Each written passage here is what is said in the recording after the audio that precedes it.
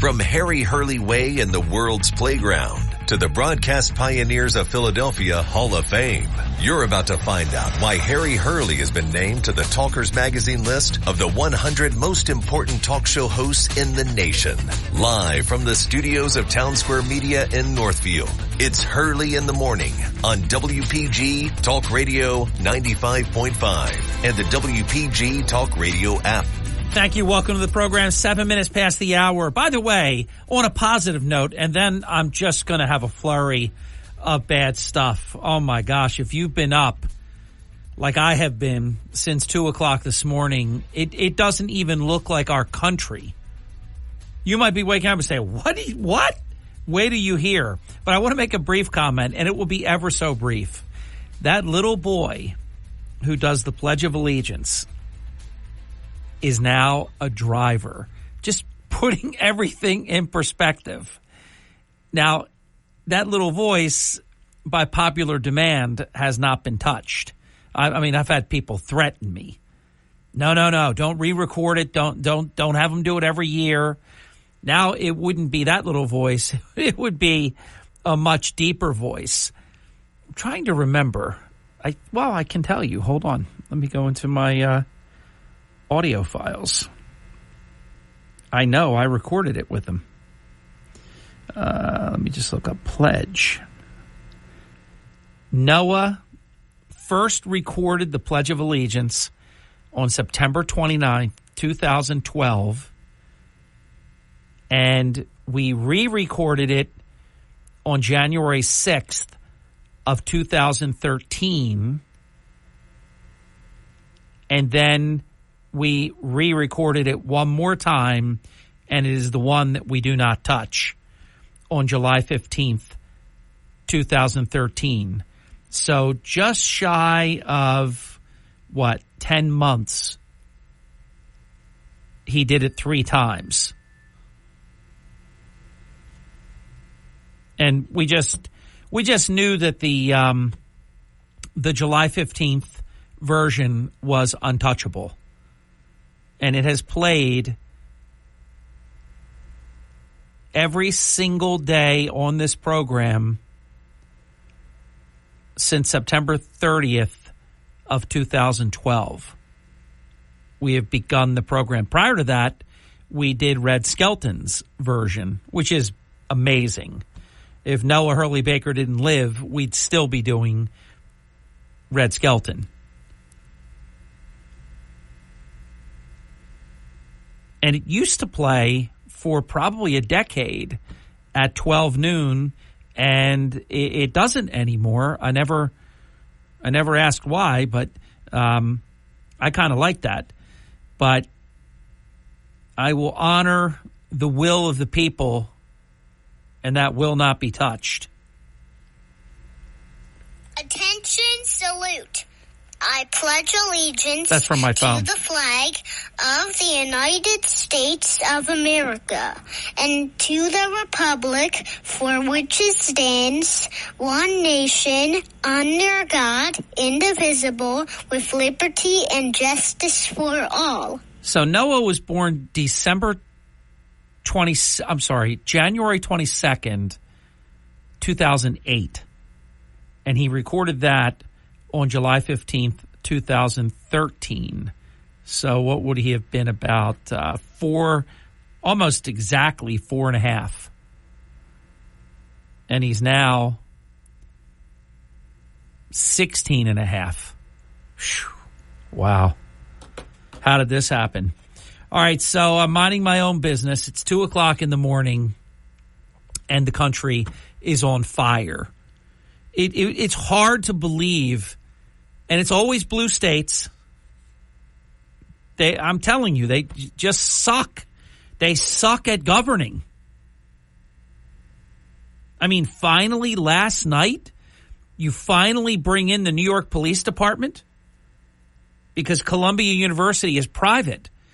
So they couldn't just go in. That's got to change.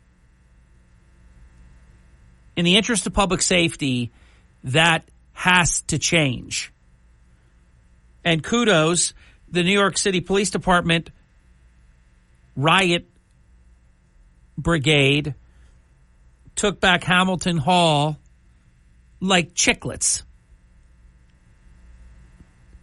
Punks being punks. So they got raided. How do you like me now? So now it's 2 o'clock this morning, and UCLA it's a riot. I mean, they're throwing fireworks at people,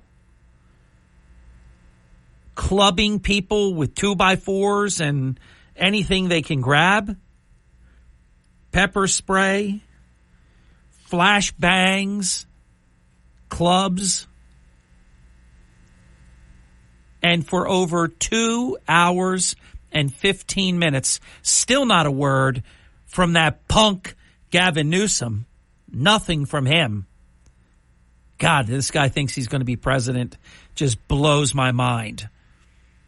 Nothing from Los Angeles Mayor Bass. Finally, after like 2 hours and 15 minutes or 2 hours and 30 minutes, finally, she spoke. They did nothing for hours. I mean, I'm telling you right now, and no exaggeration here, I can't believe that no one got killed with what I watched. So as you wake up this morning, finally they brought the police in. UCLA is a public institution, not a private one. The police should have been brought in right away. But here's the truth. Joe Biden and the Democrats, people like Chuck Schumer, who is a Jew, he's a disgrace. Utterly disgraceful. They say nothing. While these universities are denying Jewish students freedom of movement, basically telling them in some cases not to come in, they're actually negotiating with these pro-Hamas terrorists to not do business with certain Jewish-owned businesses. Can you believe this? This is mind-blowing to me. But understand, it's very simple. You know, we love to always bring it down to the simplest common denominator. Biden and the Democrats are supporting total anarchy, total anti-Semitism, all of this because they are supporting the pro-terrorist, pro-Hamas, it's sort of redundant, right, wing of the Democrat Party. That's what's going on here. I don't understand it. Chuck Schumer is the highest Jew ever elected to public office. He doesn't say anything right. Exactly. Fat Nadler, Chuck Schumer. I mean, these people are disgusting. They're disgraceful. And how about the White House, the president, invisible, silent on all of this? My God, this is just incredible. Couldn't it be Election Day tomorrow? Trump would win the popular vote by 5 to 10 points, an electoral college wipeout. Because you know, over the next 5-6 months, the Democrat media, the whole gang, they're going to be so dishonest, willing to say and do anything. I mean, you have these crazy people, Nicole Wallace. I might not be here next year at this time. Trump, he's going to end democracy. Come on. You people are the ones that are doing that. Trump is the opposite. He's the elixir. He'll fix it. Everything they say is a lie. Everything they say is the exact opposite of what's going on. So between Columbia University and what they call City College, more than 100 of these scumbags have been arrested. Now, hey, fat brag, don't go dropping the charges. Now you have SWAT officers responding to Tulane University. I mean, seriously, this is almost beyond words. But since I am a spoken word format on-air broadcaster, it better not be beyond words. I better be able to describe it. More after the break. Don't go away. Incidentally, see, they brought the police in last night. All these days and days and days of all of this, letting them break in, and commandeer public buildings and all of this, all of the anti-Semitism, all the hatred, none of it's free speech. Stop it with that. Oh, we have to be very mindful of their free speech. It's not free speech. Breaking and entering, committing crimes, hate speech, none of that is First Amendment protected. All of it is crime. We'll be back.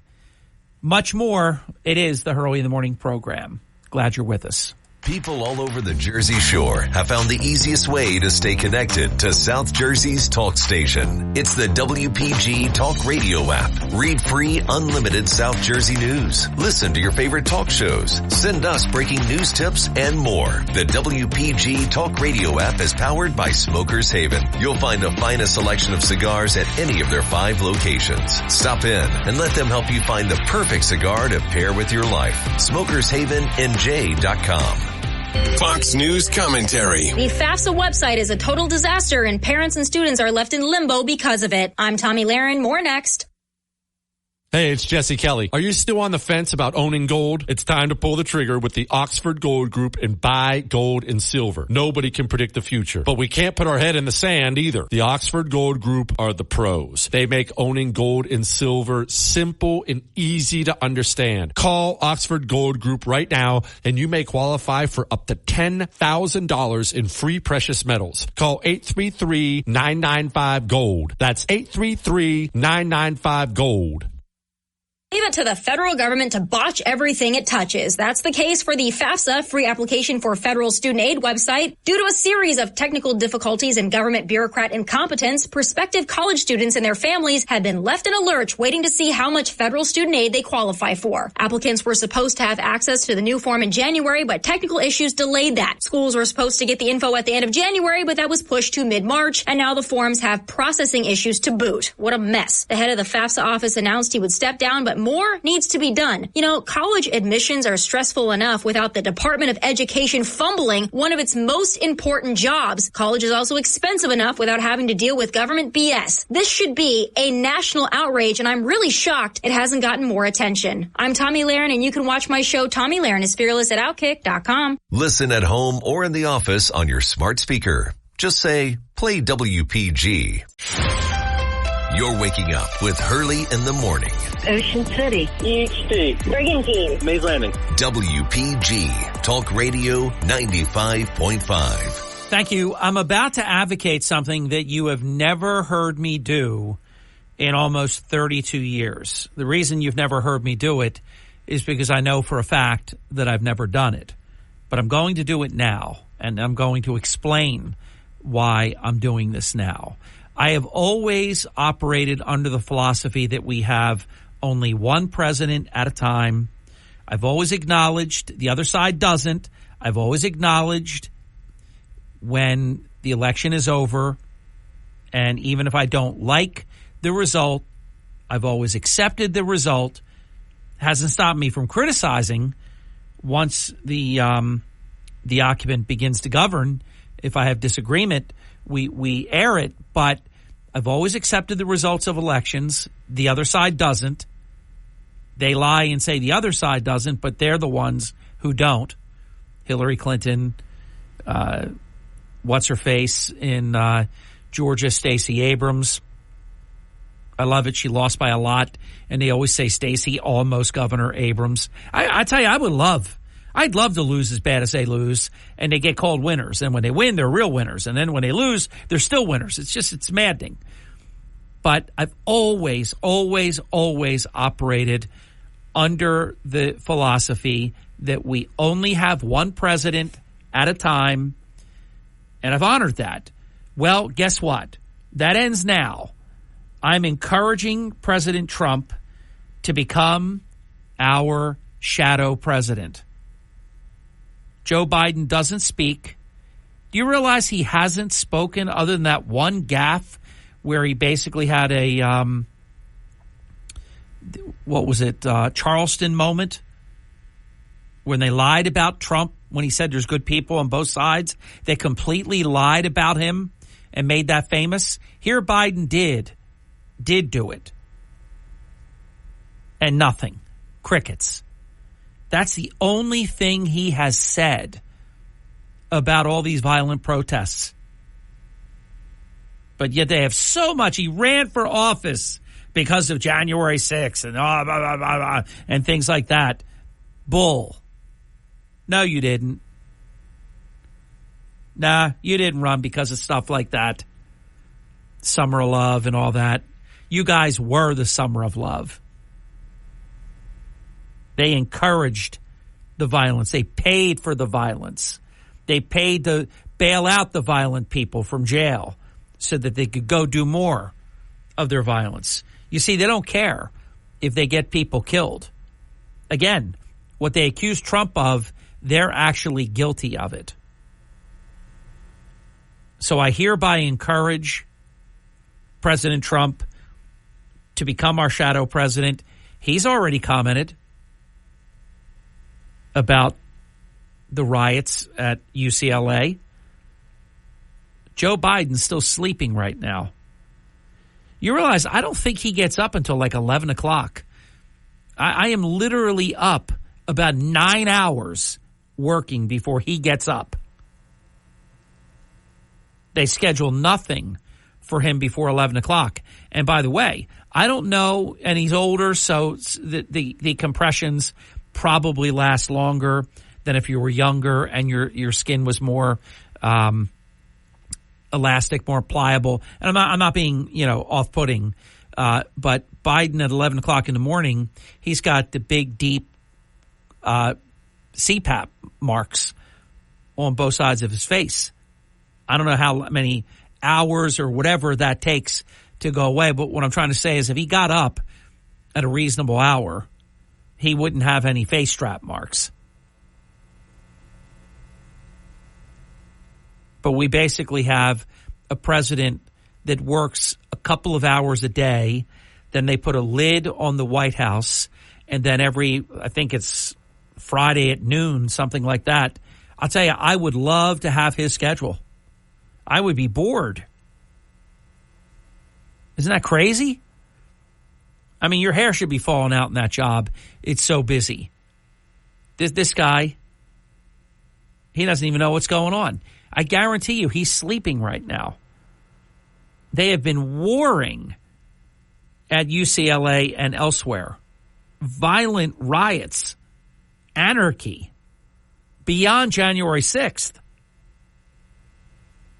Flash bombs and bangs and pepper spray and clubs, and they were throwing everything. Benches, whatever. Just knocking people over. And our president's sleeping right now. I know it. If we could put a camera on the White House, they always used to see Trump's light on at the residence. Because I think President Trump sleeps about, if he's lucky, 3 or 4 hours a night.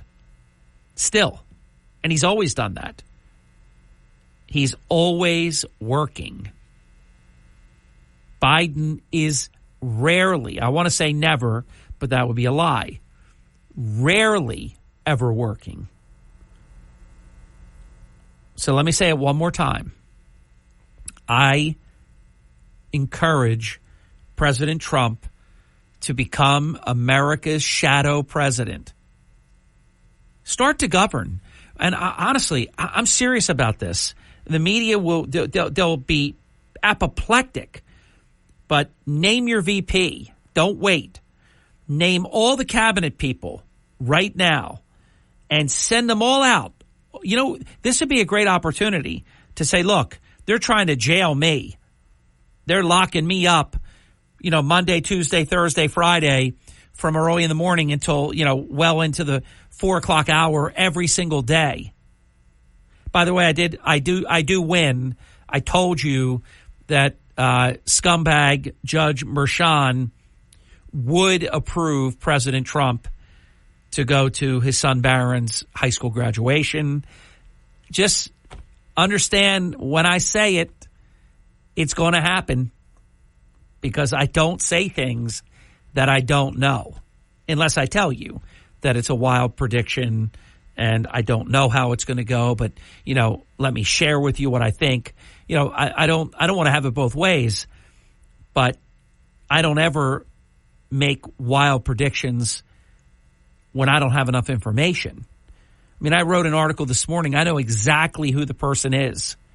I know exactly when they were in court in 2009. And I could have named the name. I didn't. I stopped short. We're really careful. And I think it's really the only way to be. It's the right approach. Read an article that I published about a little over an hour ago. Maybe a little, actually, I take that back, about an hour and a half ago. On Atlantic City, a close Marty Small ally. I'll tell you about that now. This is the Town Square, New Jersey Info and Weather Network. 32 minutes past the hour. Harry Hurley with 3 stories that you can follow on the WPG Talk Radio 95.5 app. The FBI has its sights on an Atlantic City Mayor Marty Small close ally. Check it out. I've said as much as I can for now. We will be following up on this. An Atlantic City resident has been reaching out to us for a few weeks, not happy at all what's happening at the Ocean Club condominiums. Check that out. And will they take action against the criminally charged Atlantic City? From the Town Square, New Jersey Info and Weather Network, I'm Chief Meteorologist Dan Zarrow. After an iffy day yesterday, we flip right back to nice, warm springtime weather for a couple days. Showers are out of here. Skies become partly sunny by midday. High temperature around 74 for most of South Jersey. Only 60s right along the coast. Fog and low clouds are possible tonight with a low of 57. And tomorrow, another nice, warm spring day with a mix of sun and clouds and a high of 81. Get weather 24/7 wherever you are. Download our free mobile app today. This is an important safety. You're waking up with Hurley in the morning. WPG Talk Radio 95.5. Hurley in the morning. Cut the BS and let's just get to the truth. WPG Talk Radio 95.5. Okay, let's do that. I'm very concerned that Joe Biden is considering bringing Palestinians to America, calling them refugees. Now, what investigation, if we pass this prologue, right? Let's just accept that as a generally accepted principle of accounting that passed this prologue. If that is anything like Afghanistan, when we didn't know who the hell they were bringing on those planes, they didn't even check. I mean, if you think about it, what an opportunity for Hamas. Hamas in America, bought and paid for by Joe Biden. I'll tell you what, please tell me I can't make you agree with me. I want you to say, I agree with Harry. But please tell me you see it. That it has to get to, my God, we have to get to November 5th. I mean, it's already May 1st. Can you believe it? And let me do something that if America wasn't on fire all morning yesterday during the show, I was thinking about it. 48 years ago today, my mom passed away. I was on a bus with my brother, and it was 1976, 48 years ago. And I don't remember. I don't know why I can't. I'm usually pretty good about certain things that are important to me, that my long-term memory usually is very reliable. But maybe Don knows, and if I hear it once, I think I'll remember it forever. But I believe we were coming, I want to say, in Cumberland County. Now, it could have been Cumberland Regional. It could have been Bridgeton. I don't think it was Millville. That's, of course, Cumberland County. But I think we were coming. It was definitely an away meet. And to this day, there's certain things about that May 1st, 1976, that are very vivid to me. And it is the fact that I knew that my mother had passed away. And when we got home, nobody had to tell me. I mean, I knew it. Now, how could you know that? I just believe there's certain things. There's just nonverbal communication. There's just certain things that we know without being told. I remember going to my room. I was very sad. And, I mean, we knew, that my mom was terminally ill, but you just don't want to believe it. So you just don't think about that. But so today, May 1st, I don't. I'm pretty blessed that I don't have like enormous highs and lows and up and down. I mean, we all have people that, and they can't help it either. I mean, there's just, it's clinical. There's just things that people are dealing with, and sometimes we have people in our lives that you just don't know what you're going to see. It's because somebody really up and happy and positive, and then really down and low and dour. I mean, and it's it's tough. I don't really get real high, and I don't really get real low. I mean, I take a lot of pride in being the same every day, all the time. But of course, that's not to say though that there are days where I'm usually pretty good at, and it's just always been a proving ground that the positions that I've held required a significant amount of multitasking, a lot of responsibility, and just a lot of stuff.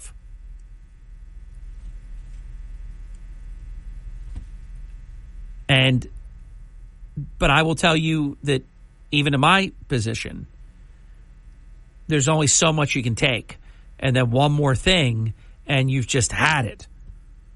Now, the good thing in my life is if I have a bad day, I go to sleep, I wake up, and it's over. Rarely does something carry into a second day. Just, give me a little sleep, give me a little peace, and, I'll work through it. But May 1st is always a day that I think about. There's a lot to May. It really begins to be spring. May 1st, obviously, is a sad day in our family with the loss of my mom at just the age of 54. What an amazing, good person, great person, like the most unselfish person I've ever known. Never did anything for herself, always did everything for her children, and an amazing individual. Very principled, very smart, genius smart. Like a high school graduate, a college graduate at a very young age. Crazy smart. But didn't act like it, but was incredibly smart. But incredibly good. Good heart. Always giving back. They say about, only the good die young and all that. And 54, though, what a just a ripoff. I mean, I often think, like, had each of my parents been granted longer lives, the positive difference that they were always able to make. Always saying yes, always helping people, taking people in, and I mean, don't even get me started. Our door rang one day, and a lady was at the door, and we ultimately became really like family, friends, really, really good friends. But she says to me, "Hello, darling," So if any of my family's listening, they know exactly who I'm talking about. I said, hello. And she said, is your mother home? And she said something like, because we live here. And so I remember I said, oh, you do? Mom. And I heard this whole conversation about how we live here. And my mother says, and I think my father got involved when he got home from work, but my mother says, well, no, we're a family. We live here now. We're a family. And individual just wouldn't relent. And the next thing I know, 2 strangers are living with us, and I had to move out of my room. So I remember I was just a very young boy. Let me get this straight. We got to live with strangers we don't know, and I have to move out of my room? I was on the 2nd floor in an amazing room, and I loved it because we picked it. I got moved to the 3rd floor and had to share a room. That's the kind of parents that I had. Now, in the end, I mean, it went on for a lot of years, too. I don't remember. I'll need a little assistance from family members, but it went on for many, many summers. They didn't live with us all year. So this is like the old days. You rented out your place, and then you either moved down in your basement or you moved somewhere else. So they rented out their place in the summer and then lived with us in the summer. I know. It sounds rather interesting, unique, maybe even odd. But I've got a million stories that I don't have time to tell you. But I do want to remember my mom today, May 1st, 1976. 48 years ago today. One of the finest people that ever lived passed away. Just as she lived her life, totally unselfishly. And boy, I'll tell you, I miss her. And I would love, the only thing I would love, I don't know how to even verbalize it, but I would have loved for my parents to see how we all turned out, to see their grandchildren. My father did get to meet one of his grandchildren, none of mine. My father did get to meet Margie, and that's an awesome story. But, and they would have been fantastic grandparents. I mean, they were super parents. So you make them grandparents. That's already the greatest job in the world. They would have been like case studies on how to be a grandparent. They would have been, because my parents were great, and I did inherit this, and it worked in our parenting. I always believed in being supportive, but not smothering. Encourage, but not dictate. And it always seemed to work. I always believe if you push too hard on something, you get the exact opposite result that you want. Kids, they'll listen to what you say, but mostly they watch what you actually do. I've used the example in past years, past programs, about if you think you can be a parent that can tell your children not to do drugs, and they know that you have a marijuana and a cocaine drawer in your bedroom, give me a break. How's that going to work? Not very well. Because they're not listening to what you're saying. They're watching what you're doing. Okay, yeah, I won't do that. And you can go do your next line. Go do your next, joint. So they're watching what you do. And that's, I think, I'll tell you, and I didn't have them long enough really for my liking, but had them long enough that when I became a parent, I knew what worked. All right, I got more for you. Back to the news. Enough of that. Back to the news after the break. Wide open forum in the 7 o'clock hour. 8 o'clock hour, I purposely left open with this in mind, there is so much that's going on that I purposely did not commit to anything in the 8 o'clock hour today. I don't often do that. But I just knew. And I set that up even before yesterday's most recent arrest in Atlantic City. I'll tell you, there's a lot. There is a lot going on. And we better get a handle on all of it prior to New York City coming on board with casinos. We have what I believe is one of the most critical tipping points in Atlantic City history right now. And there's a bad mayor. There's a bad superintendent of public schools. That's 100% of your local purpose tax right there with those two people that are criminally charged at the moment. Very, very bad.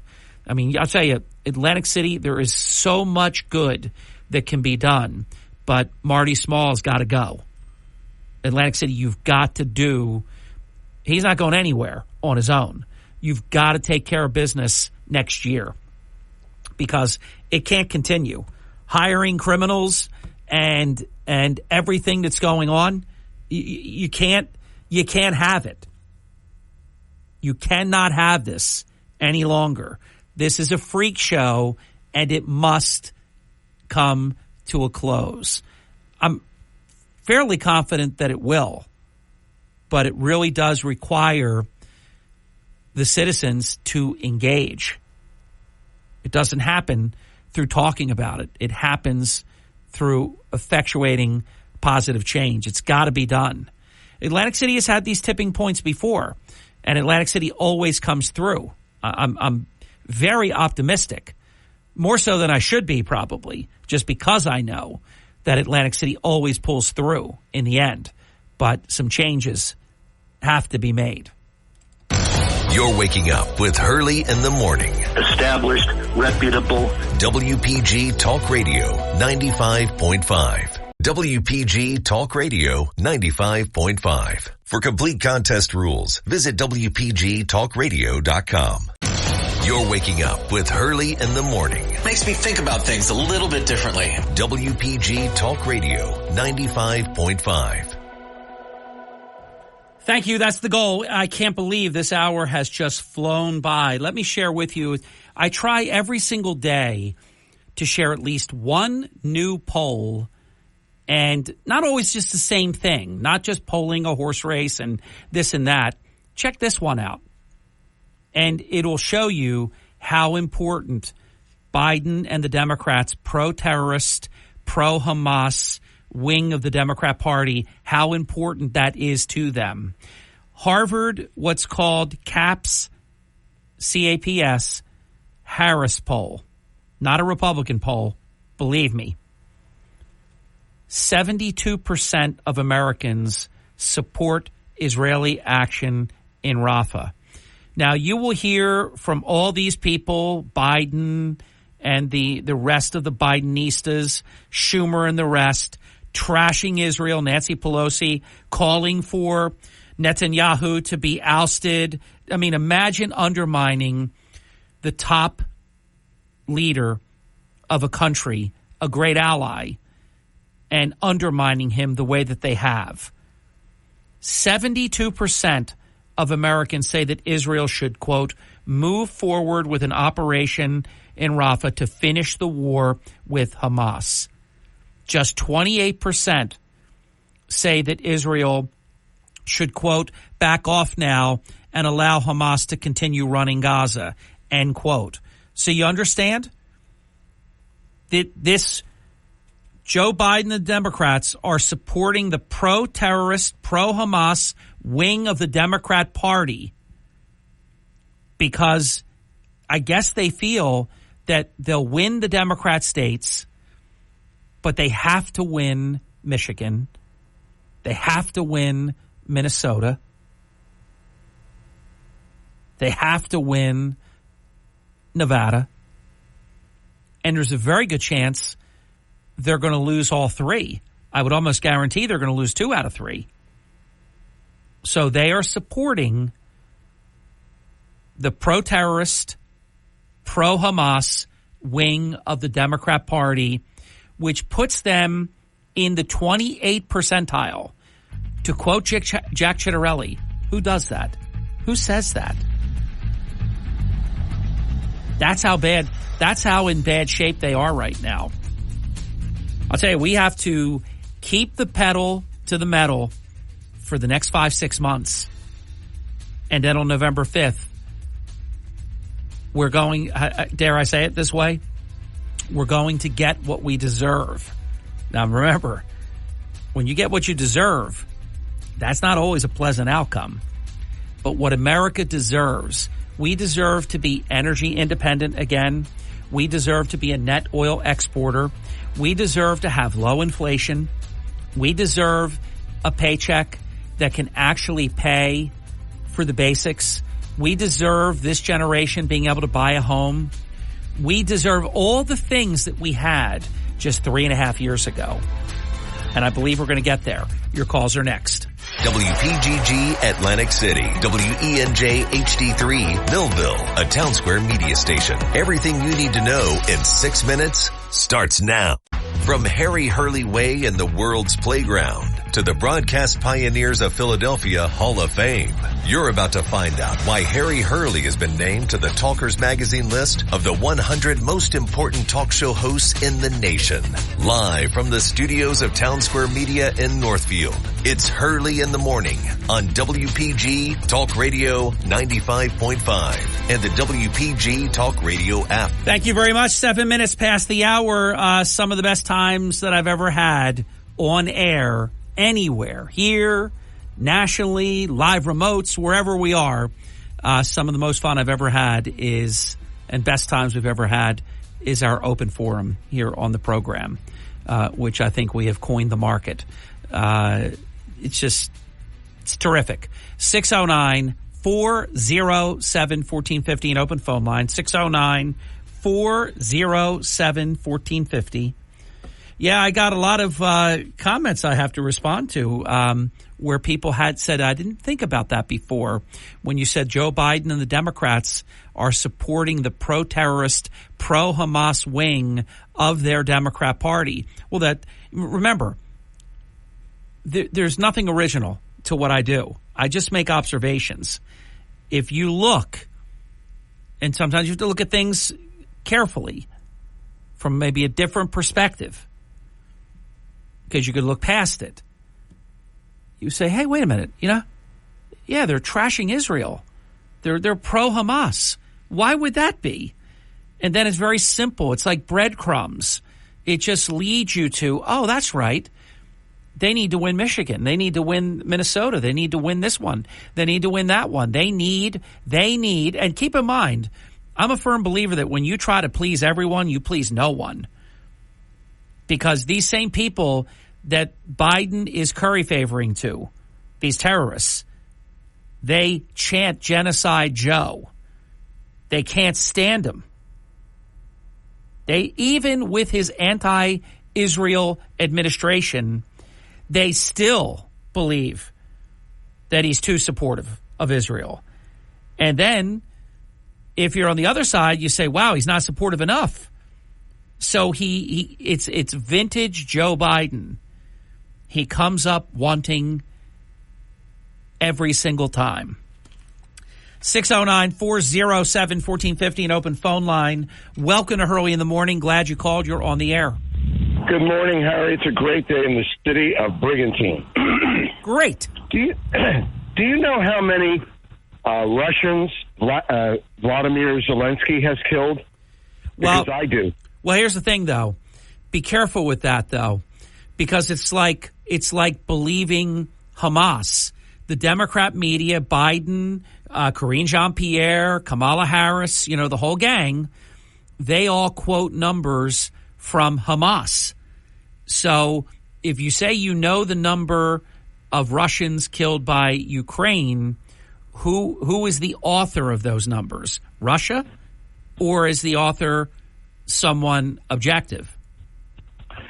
Well, the research I've done says it's been 315,000. All right, so I know that number, and I swear I was going to say the number to you before you said it. I think it's even a little higher than that. I think it's like 350,000, but that's Russia saying that that's the number.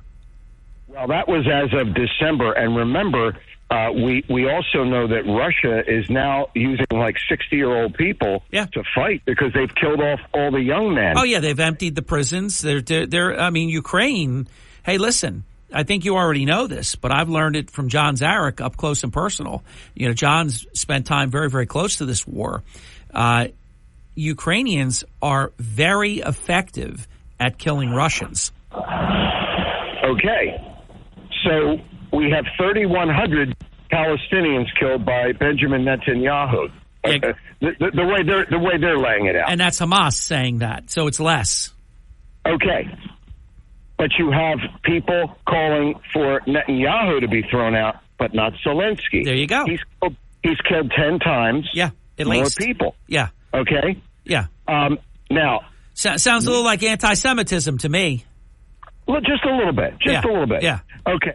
So now we've seen this word refugee bastardized, and we've seen the people who Biden has brought here claiming they're refugees, and we've seen the havoc they've wreaked upon this country. Okay?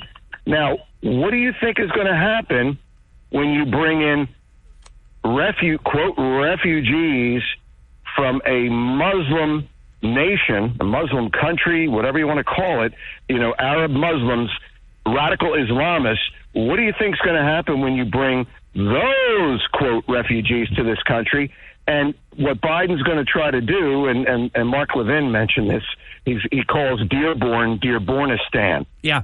Well, I would even go, I would phrase it a little differently, because you just bring out like the general term Muslims and this and that.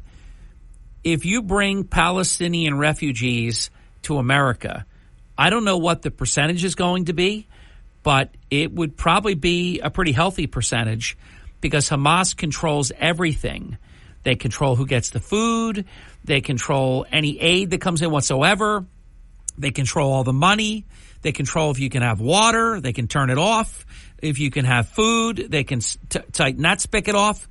So my feeling would be we would directly have Hamas in America, and we would be paying to bring this into the country. Exactly. Now, I'm not anti-Muslim. If I sound that way at times, I'm not anti-Muslim. But you have to realize, someone once said, I've heard this more than once, not all Muslims are terrorists, but all terrorists are Muslim.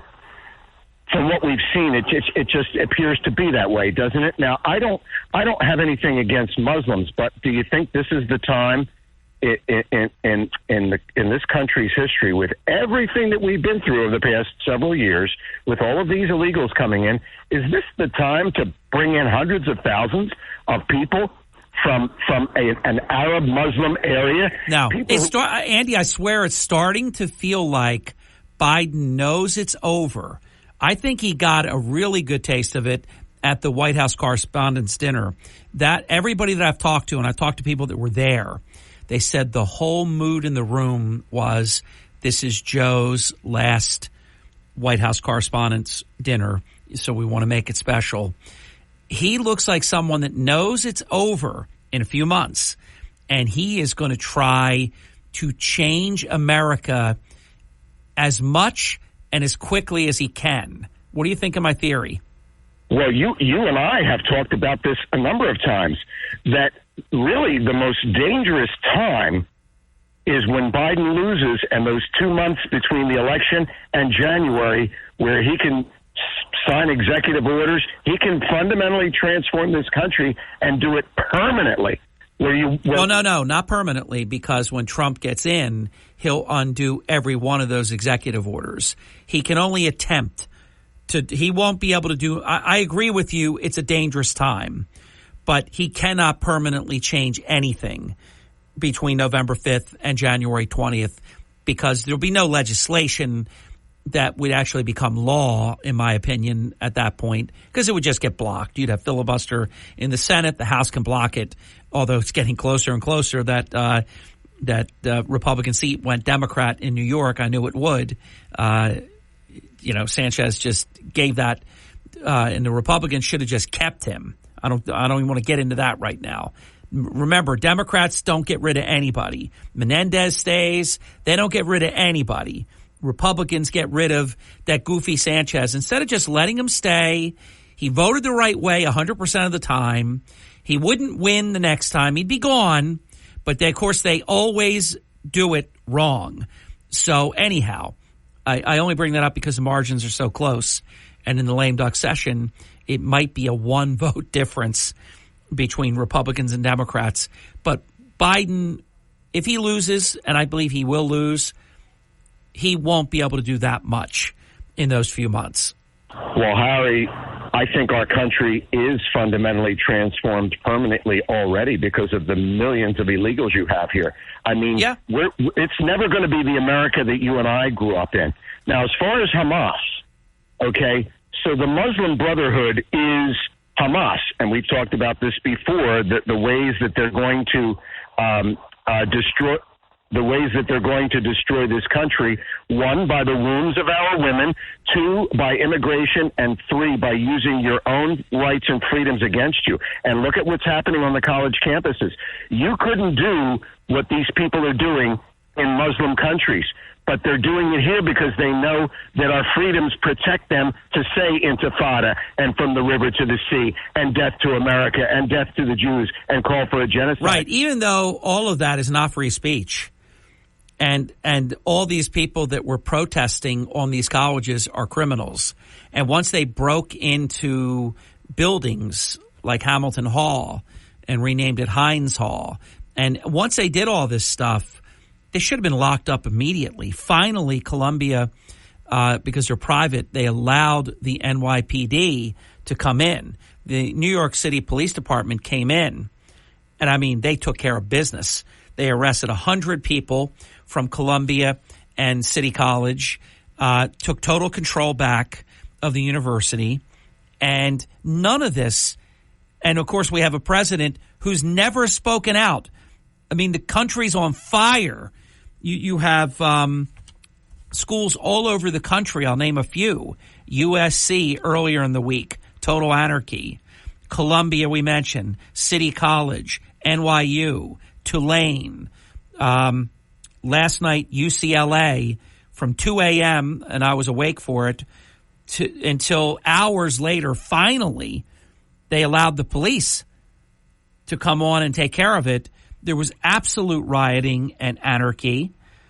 And again, and Chuck Schumer says nothing, and he's Jewish. Joe Biden says nothing because they are supporting the terrorist and Hamas wing of the Democrat Party. Harry, I follow all this stuff maybe 23/7, so you follow it 24/7. Yeah. Maybe you missed it. Maybe I missed this one thing. Did I miss the videotape of the January 6th protesters holding custodians hostage in the Capitol or shouting death to America? Did I miss that video? Yes, you missed it. It allegedly exists, although no one has ever seen it. So I know when they try to make it look like it was the worst day since Pearl Harbor or 9/11. Andy, let me tell you, and I hope you were asleep, between 2 a.m. and about 5 a.m. this morning, UCLA was about 1 jillion times worse than January 6th. Yes, I went to bed at 11, but when I woke up, obviously the first thing I did was put the news on, and I saw that. So, you know, when they show January 6th footage, they show there's 2 tapes I've seen of a window breaking, but the one they really lean on all the time is the one where Ashley Babbitt got shot. They show them breaking that window. So now I'm watching They also like to show the one where there is a Capitol Police officer with like a riot, one of those plexiglass, almost looks like Batman shield, plexiglass shield, and they're pushing people. And then you have people in a very tight space and a lot of bad-looking faces, and they make it look terrible. The stuff they never showed was like Shaman being escorted into the Capitol, given permission to come in. They locked him up knowing that they kept him in solitary 1 hour a day. He could come out. And look, I'm not a big fan of the furry vest and the red and blue faced shaman, but I always knew that he was not as guilty as they said he was. They are willing to destroy people in the name of their agenda. Well, they're trying to make examples of them to create a chilling effect. Harry, I didn't see anybody on January 6th dressed up like Yasser Arafat. Is there like an Arafat store in New York where you can just go in and get all the... Well, evidently, because they've all got the uniform on. It's a very good point. Andy, I've got to go. It's 21 minutes past the hour. Have a great day. You'll be next, and you'll be right after that. Please don't go away. It's wide open forum all this hour long. And 8 o'clock hour is got a lease with an option to buy as well. Sean Steitler today in the 9 o'clock hour. It is Hurley in the Morning. Hurley in the Morning. They really do separate fact from fiction. WPG Talk Radio 95.5. Your morning cup of Sean. This is the Sean Hannity Morning Minute. You have anti-Israeli graffiti, protest garbage costing universities around the country huge money for cleanup. It's unbelievable. Billions of taxpayer dollars are funding these schools with these anti-Israel protests. More than $7 billion if you want to keep track of the money. And here's the worst part about it.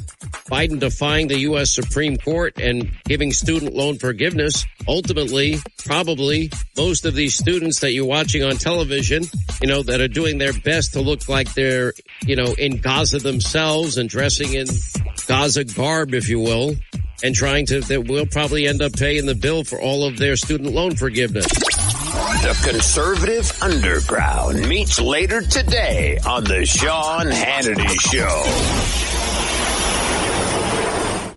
We all hear the radio ads about the IRS. They tell you to be afraid, to be scared, and they try to frighten you into calling. I'm not here to do that. Tax Relief Advocates is different. TRA is here to tell you that if you owe money to the IRS, whether it's $5,000, $50,000, or $500,000, we have a solution. It doesn't matter if you're sitting in your car, at work, or with your kids. No matter where you are, call now. 800-575-9862. Don't lose hope. TRA can eliminate or reduce what you owe to the IRS. There is zero risk to you. If we can't reduce your tax debt, then you pay nothing. Our passion is taxes and helping individuals fix their IRS problems. We have a 5-star rating on Google and an A+ with the Better Business Bureau. You don't need to be afraid of the IRS any longer. End your tax nightmare today by visiting us online at TRA.com or call 800-575-9862. That's 800-575-9862. Tax Relief Advocates. Real solutions for real people. You're listening to Hurley in the Morning on South Jersey's talk station, WPG Talk Radio 95.5 and the WPG Talk Radio app. You're listening to Hurley in the Morning. Egg Harbor Township. I'm from Margate. Listen at home or in the office on your smart speaker. Just say, play WPG. Brigantine. Cape May. Galloway. Hurley in the Morning on South Jersey's talk station, WPG Talk Radio 95.5. Thank you. Welcome back. We send out greetings and a very happy birthday to a wonderful friend of mine, a great New Jersey senator, the gentleman from the 1st Legislative District, Senator Michael Testa, is the birthday boy. I always remember that. I'm pretty good I associate things, and I'm pretty good at that. I remembered phone numbers once by remembering 2 football players. One was number 57 and one was number 34. And then it was easy for me to remember the first 3 digits. And in those days, you didn't need to dial 609 at all. So boom, I knew, the number. And I still remember that. through association. I really recommend that. I don't know if that's ever taught or if it's just, something that, we just ad hoc and do this kind of thing. But I always remember May 1st is Senator Testa's birthday. And the irony of it is that I wrote him a note that a great one left on this day 48 years ago, and a great one arrived on this day 48 years ago. My mom passed away, and on the same day Senator Testa was born 48 years ago today on May 1st. Happy birthday, Senator. Back to your calls. 609-407-1415, open phone line. Welcome to Hurley in the Morning. You're on the air. Hi, good morning, Harry. Thanks for taking my phone call. My job and my honor. Go. I just want to tell you, when I came in, I heard your story about your mother. She sounded like a very special person. It's a nice story. Thank you for that. And, she was. Great. I can relate to it. My brother passed away 20 years ago, January 8th, and I understand exactly what you're talking about. Like, I have a photographic memory. I can remember certain times, certain occasions I had with him, and not a day goes by that I don't think about him because what an unselfish person he was. It's like there's certain people that you miss, that you leave your life, you have a lasting impact. So I get what you're talking about. Oh, thanks for that. Sorry for your loss. Sure. And so getting to Columbia, here's my thing. There's a couple points I want to make. And I think here's what I think is going on, Harry. I think Joe Biden knows exactly what's going on there. I think it's a distraction. They fear, let's distract you over here because he's got something really bad cooking in the White House that's going on that he doesn't want you knowing about. That's why he's not addressing it. He fears we're all distracted with Columbia, UCLA, all these other things going on because they're feeling something really bad with an executive order. That's what I think is going on. So you think this is just a handy distraction because the media is all over this, therefore they're not all over him. However, let me see what you think about this, though. Biden has handled it so poorly. He has not spoken about it. He hasn't said anything, so it really weakens him as the American president. So I say net. This is not, I'm a believer in Machiavellian stuff. If you've got a real big problem coming and you can create some dumpster fire, oh my God, it's on fire. Oh, look at this. And then meanwhile, you're laughing because the big problem is being ignored because of the dumpster fire. This is really bad for his presidency. It has spread like wildfire over the whole country. I mean, if I read the list to you, did you ever imagine that you would see the American flag taken down at UNC, the University of North Carolina, and they put up the Hamas flag? Would you ever imagine? Now, they did put the American flag back up because all of this is toppling down, but this is unbelievable, and it's I say it's really bad for Joe Biden. And if you look at the latest numbers, Trump's got the biggest lead now that he's ever had against Biden in either election. Go ahead. Right. Well, that's what I'm saying. It's like you just look at two of my favorite presidents were Ronald Reagan and John F. Kennedy. So you figure in their presidency, there's no way in hell that Harvard University, they're going to let them take down the American flag, put up the Palestinian flag under their watch. It just wouldn't happen. No. Or the fact that they're going to take over Hamilton Hall at Columbia, rename it to one of the, I guess, people that died over in the Palestine war in Gaza. Yeah, Heinz Hall, a little girl. So it went from Hamilton Hall to Heinz, Hinds Hall. None of that could ever happen. No, and the thing is, I went to college, Harry. These presidents, being a president of a university or college is like a Supreme Court job. It's like that's like a gift. I mean, you get that kind of job, you're set for life. You get a six-figure salary. You get a house. You get a transportation. How can you screw it up? Yeah. By the way, in many cases, it's even a seven-figure salary, not six. And in ones that it's six, it's not 100,000. It's many, many, many multiples of hundreds of thousands. And you're right. And they have a car, and many of them have a residence or an allowance. I mean, you're right. You're made. You're set for life. They're overpaid. I think in many cases they do a terrible job. They're always very slow. Do you notice one common thread? They're always very slow to act. Have you noticed? Yeah, they're very slow to act. And the thing is, you have one simple job to do. All you got to do is let the students go to school, do their commencement, and don't let people disrupt it. Right. Instead, they negotiate with terrorists, and then they cancel commencement. So wait a minute now. You're going to punish all the good kids? But this is how they work. Yeah, well, I mean, to me it shows weakness. It's like Biden. And I think by Biden doing this, it's going to get Trump votes because if I'm on the fence, Harry, I'm thinking this guy is so weak. I don't want him leading our country. I believe that Joe Biden jumped the shark over the past couple of weeks. I think it's over. I think it's baked in now. I mentioned, if you were around when I was talking about it briefly, the White House Correspondents' Dinner, everybody that's being honest will admit the entire atmosphere in the room is this is Joe's last White House Correspondents' Dinner. They are all resigned that he's going to be defeated. Right, and then while their lack of doing anything at these colleges, these presidents were useless, if you ask me. They should all be fired. And then while that's going on, they can't put out a simple situation like these people taking over a hall. Are you kidding me?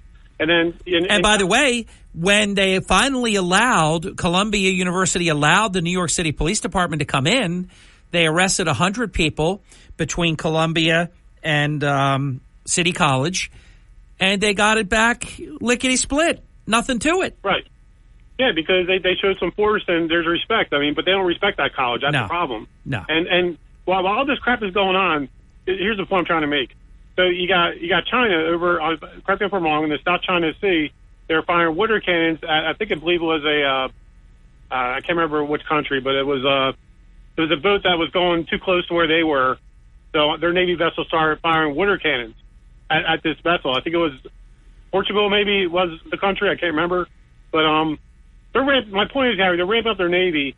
They're showing strength while we're doing this crap over here with these universities. Well, it's true. Their Navy is bigger than ours. Since Obama, they've been cutting the Navy. Biden's been a terrible commander-in-chief. You're absolutely right. And China they're no joke. All right, you came too close, we're going to shoot at you. They don't play footsie the way that Biden does. No, and they're probably laughing at us saying they can't even get their own colleges in order. We're worried about them. I don't think so. And what's Biden's answer? To bring Palestinian refugees to America? Right. Bring Hamas to America? I got to run to the break, but I'm glad we had the chance to talk this morning. Let's do it some more. Talk to you next time. Dan is going to join the program next, right after the break. Don't go away. This is the Town Square, New Jersey Info and Weather Network. It is 34 minutes past the hour. Harry Hurley with 3 stories that you can follow on our WPG Talk Radio 95.5 app. The FBI has its sights on an Atlantic City Mayor, Marty Small, close ally. You can read all about it, and we'll be following up on that in the very near future and providing you with even more information. An Atlantic City resident that is not happy with the Ocean Club condominiums, the balcony, the windows. You can read about that. And is action coming against the criminally charged Atlantic City school? Patients only. From the Town Square, New Jersey Info and Weather Network, I'm Chief Meteorologist Dan Zarrow.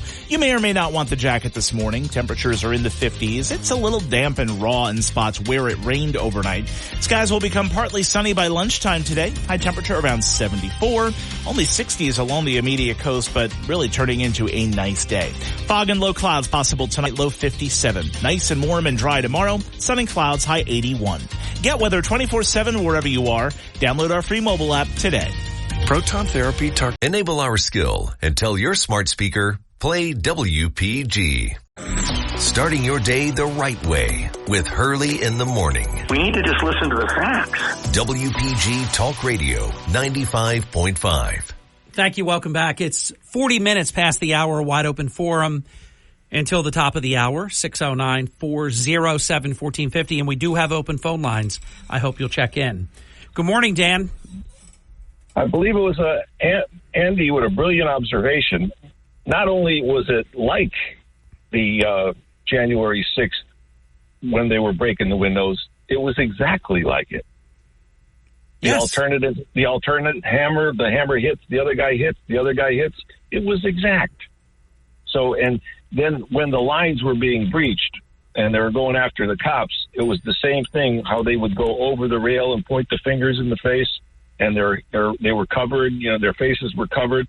This is an Antifa move. I mean, if we can't see it, we're all blind, and I'm not blind. Oh, no doubt about it. And the beautiful thing, though, is, and I mean that very sarcastically, is they say nothing.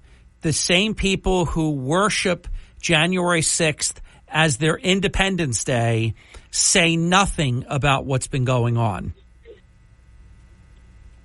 Yeah, why not stick to their narrative from years ago? I mean, why not stick to, my God, this is January 6th again. This is blame Trump. This is an insurrection. This is anarchy. Why aren't we hearing anything from them? Well, we did pick up some genuine tidbits here, and their gems is how Kathy Hochul reacted to this crisis. Well, how they all have reacted, they do nothing. I mean, we have an American president who, other than that one sort of rope line comment when they got him off guard, and he did his almost Charlottesville, but they lie about Trump and Charlottesville because he didn't say there's good people on both sides. He gave a very detailed answer to that. Biden did talk about that type of thing. That's the only comment that he has made. That's remarkable to me. It is remarkable. And then they had the nerve to raise their glass to a free press at the Correspondents' Dinner. What's free about? And then you have Nicole Wallace, almost crying, I might not be here next year. They know Trump's going to win. So they got to make this so objectionable. Trump is going to do away with the First Amendment. How's he do that? Somebody explain that to me. How does he suspend the Constitution? Trump is going to make it that I won't be here next year. They're so afraid that it's over. Harry, a quick comment about the archives situation. I don't know if I'm pretty sure you're aware of it. Is the archives actually? It was reported on Newsmax that the archives contacted Donald Trump and told him to come get the boxes. There are additional boxes. Oh, it's true. There's no question. He was set up.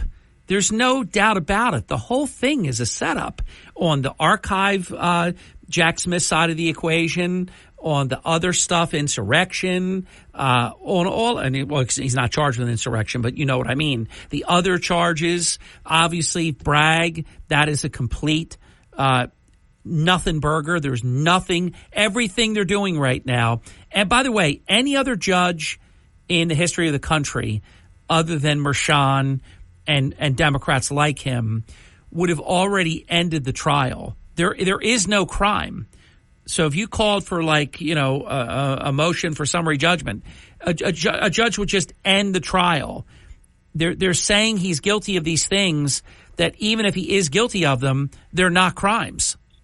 Well, there is a crime in that trial, but the crime is selective prosecution and working with the federal government on the state thing and sending Colangelo there to give the opening statement. Biden said, I'll do anything constitutional to make sure he's not elected president. Well, he's good to his word. Yes. Because all those trials, Fannie Willis going up there with Wade.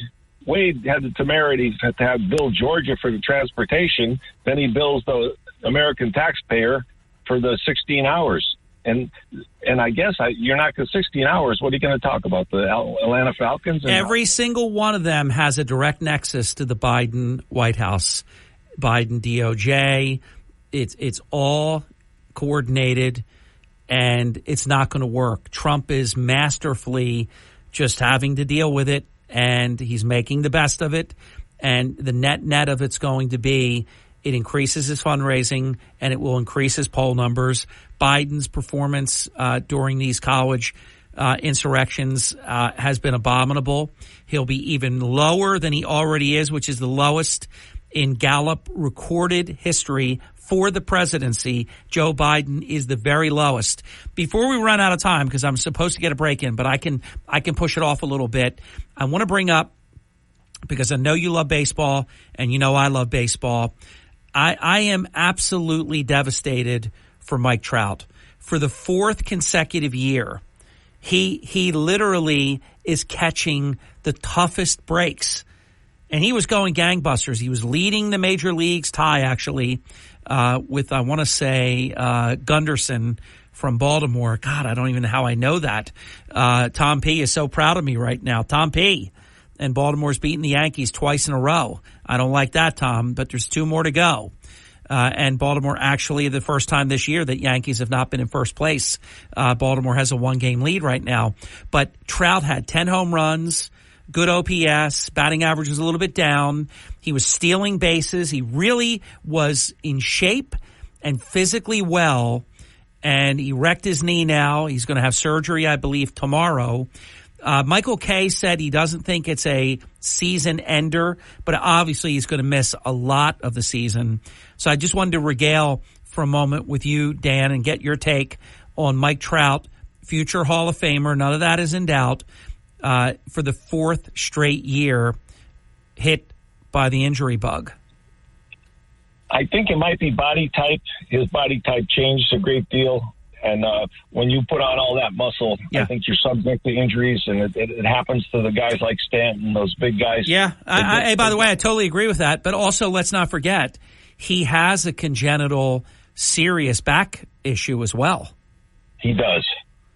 So you never know, like, if you favor other things. I don't think that I'm not trying to make the case that this meniscus, the torn meniscus in his knee, by the way, he's such a gamer. He played the whole game. It happened early in the game. I think like in the 3rd inning, he played the entire game with a torn meniscus and ran. And I mean, he's a stud. I just want him. He's 32 now. So he's really, getting towards the end of elite type. A lot of people say north of 30. And it starts to be downhill. But I would just love him to stay healthy and get a couple of more good years in.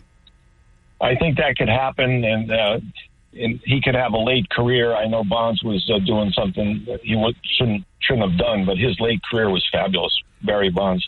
Yeah, I'm not going to take that, though, because obviously, his head got bigger, his feet grew, and, unfortunate. But I will say this. He should be in the Hall of Fame because he had a Hall of Fame career before the alleged steroid. And I say that, I don't even know why I'm using the word alleged. He had a Hall of Fame career. He had over 500 home runs. He had a phenomenal career prior to any of that change. Yes, definitely. Harry, I'm going to leave you with this. 2 presidents, Ronald Reagan, how he addressed crisis like the air traffic control, and he basically said, if you're not here Monday, I don't want you here Tuesday. I love it. And then, don't. Go ahead. But I got one more for you. Go. One more is General Eisenhower. When it came time to get that student into school and there was a crisis, he didn't call Ghostbusters. He called the 101st Airborne. There you go. And that's why generals, I honestly, I've never seen a general really be a bad president. Here's my last for you, and then we seriously have to go. I'm going to put out a few names. Roger Clemens, Pete Rose, Barry Bonds, Mark McGwire. Will any or all of those 4 ever be in the Hall of Fame? I would think so as things move on, but I wouldn't bet my last dollar on it. Yeah, I would say if you told me would any one of the 4 someday, it might be when they're dead. Obviously in all cases, I think it's going to be through the Veterans Committee. They call it something else now. It'll have to be that way. I mean, for example, I was just watching a short video yesterday, and it was so enjoyable. I didn't really like seeing Pete Rose in a Montreal Expo uniform. A lot of people forget that he played. They remember, obviously, Cincinnati, and that he was then manager. And I remember Marge Schott loved him. Just such a shame the way that went. And, of course, everybody remembers Pete Rose as a Philly. A lot of people forget Pete Rose as a Montreal Expo. He hit his 4,000th hit as a Montreal Expo. You're aware of that, correct? I am. Yeah, I knew you would be. And do you remember the hit? It was vintage Pete Rose. He went to right field. It was a line drive double to right field. I mean, vintage Pete Rose hit number 4,000. And then I just was left just so sad because he should be in the Hall of Fame. Without a doubt. Without a doubt, Harry. That was, and Joe Jackson's got to go with him because guess what? If America could forgive every crime that's going on now, they could certainly forgive Pete Rose and Joe Jackson. Well, and remember, shoeless Joe Jackson, fielding and hitting, he had unindictable stats in that World Series. He didn't throw it. Yeah, he hit 385, I guess, and he was making great plays. Yeah, he did not throw. I mean, the other people No. did, so he should be in the Hall of Fame, no question about it. Well, that's another judge going wild because Judge Kennesaw Landis overruled the people who exonerated the guys. And he basically said, I don't care what the court says. You're not going to ever play again and this and that. So yeah. he was. And by the way, if it wasn't for them, Pete Rose, the issue of gambling because of that became such like a death knell that if it had never happened, Pete Rose there would have been discipline, but Pete Rose would be in the Hall of Fame.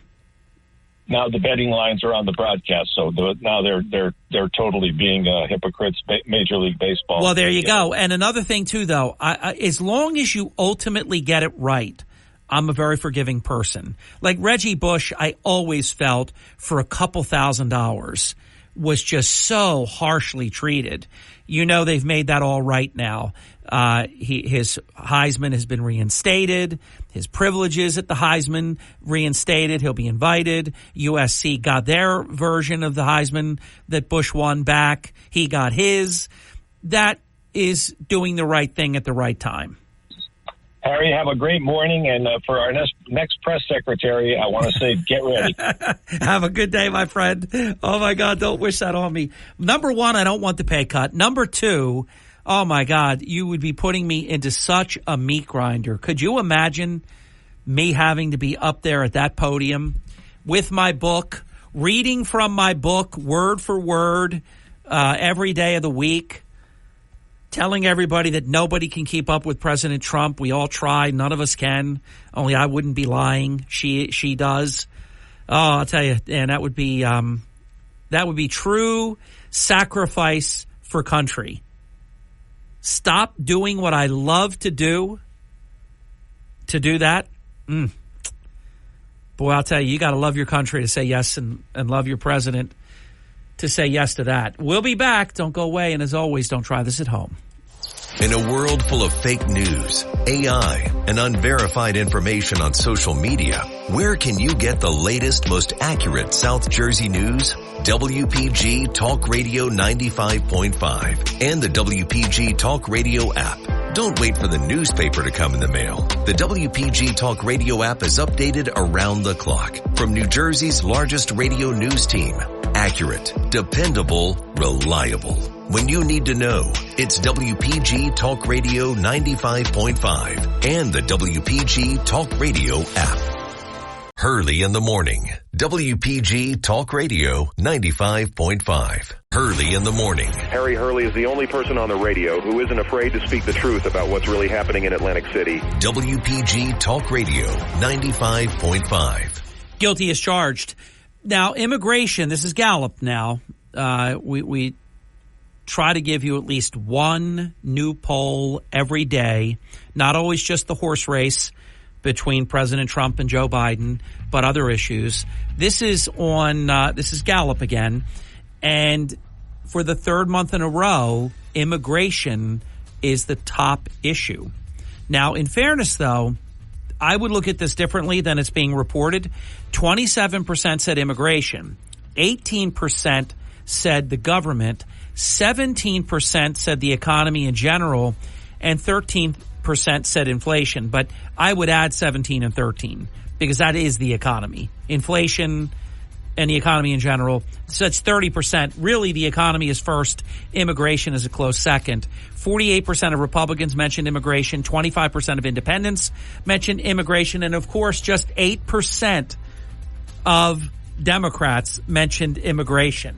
I'll tell you, the country is so sick right now. Very important hour begins right now. John Devlin is our guest. Next. WPGG Atlantic City. WENJ HD3 Millville, a Town Square media station. Everything you need to know in 6 minutes starts now. From Harry Hurley Way in the world's playground to the Broadcast Pioneers of Philadelphia Hall of Fame. You're about to find out why Harry Hurley has been named to the Talkers Magazine list of the 100 most important talk show hosts in the nation. Live from the studios of Town Square Media in Northfield, it's Hurley in the Morning on WPG Talk Radio 95.5 and the WPG Talk Radio app. Thank you. Welcome back. It's 7 minutes past the hour. Joining us now on the Hurley in the Morning program is John Devlin, retired career Atlantic City police officer, former immediate past president of the Atlantic City Board of Education, former immediate past president of the Atlantic City Municipal Utilities Authority. So when you think about it, when you want to go to a guy that knows Atlantic City, that is plugged in and gets it, it's why every time we spend an hour with John, it flies by so fast, and we're always left wanting for more. And that's why the good news is there's always next time, which is right now. John, welcome back. Great to be with you. Great to be with you. Thank you, Harry. And I want to add one more thing to that. I love Atlantic City. Not only do I invest here, I aspire to be here, and I love Atlantic City. There's no doubt about it. I mean, you wouldn't do what you do if you didn't. That's why I totally agree. So I want to open up with this. We broke this story first in the marketplace on April 15th that Marty and Laquetta Small were criminally charged by the Atlantic County Prosecutor's Office with child endangerment and a whole lot more. Marty Small charged second-degree endangering the welfare of a child, third-degree aggravated assault, third-degree terroristic threats, disorderly person, simple assault, and that's because the law needs to be changed on a lot of this stuff. That should not be a disorderly person's offense. Laquetta Small, superintendent of schools in Atlantic City, second-degree endangering the welfare of a child, 3 separate counts of disorderly person, simple assault. The amazing thing, it is now May 1st, 15 days later, and Laquetta Small is still the active superintendent. People are joking that she shows up more now for work when she shouldn't be there than she did when she should be there. I'm not judging that. I'm just telling you what the joke, that it's a standing joke that's going around Atlantic City. It's almost hilarious. People are seeing her more now than before is what they're laughing about, and it's not funny. So what are your thoughts as a board president?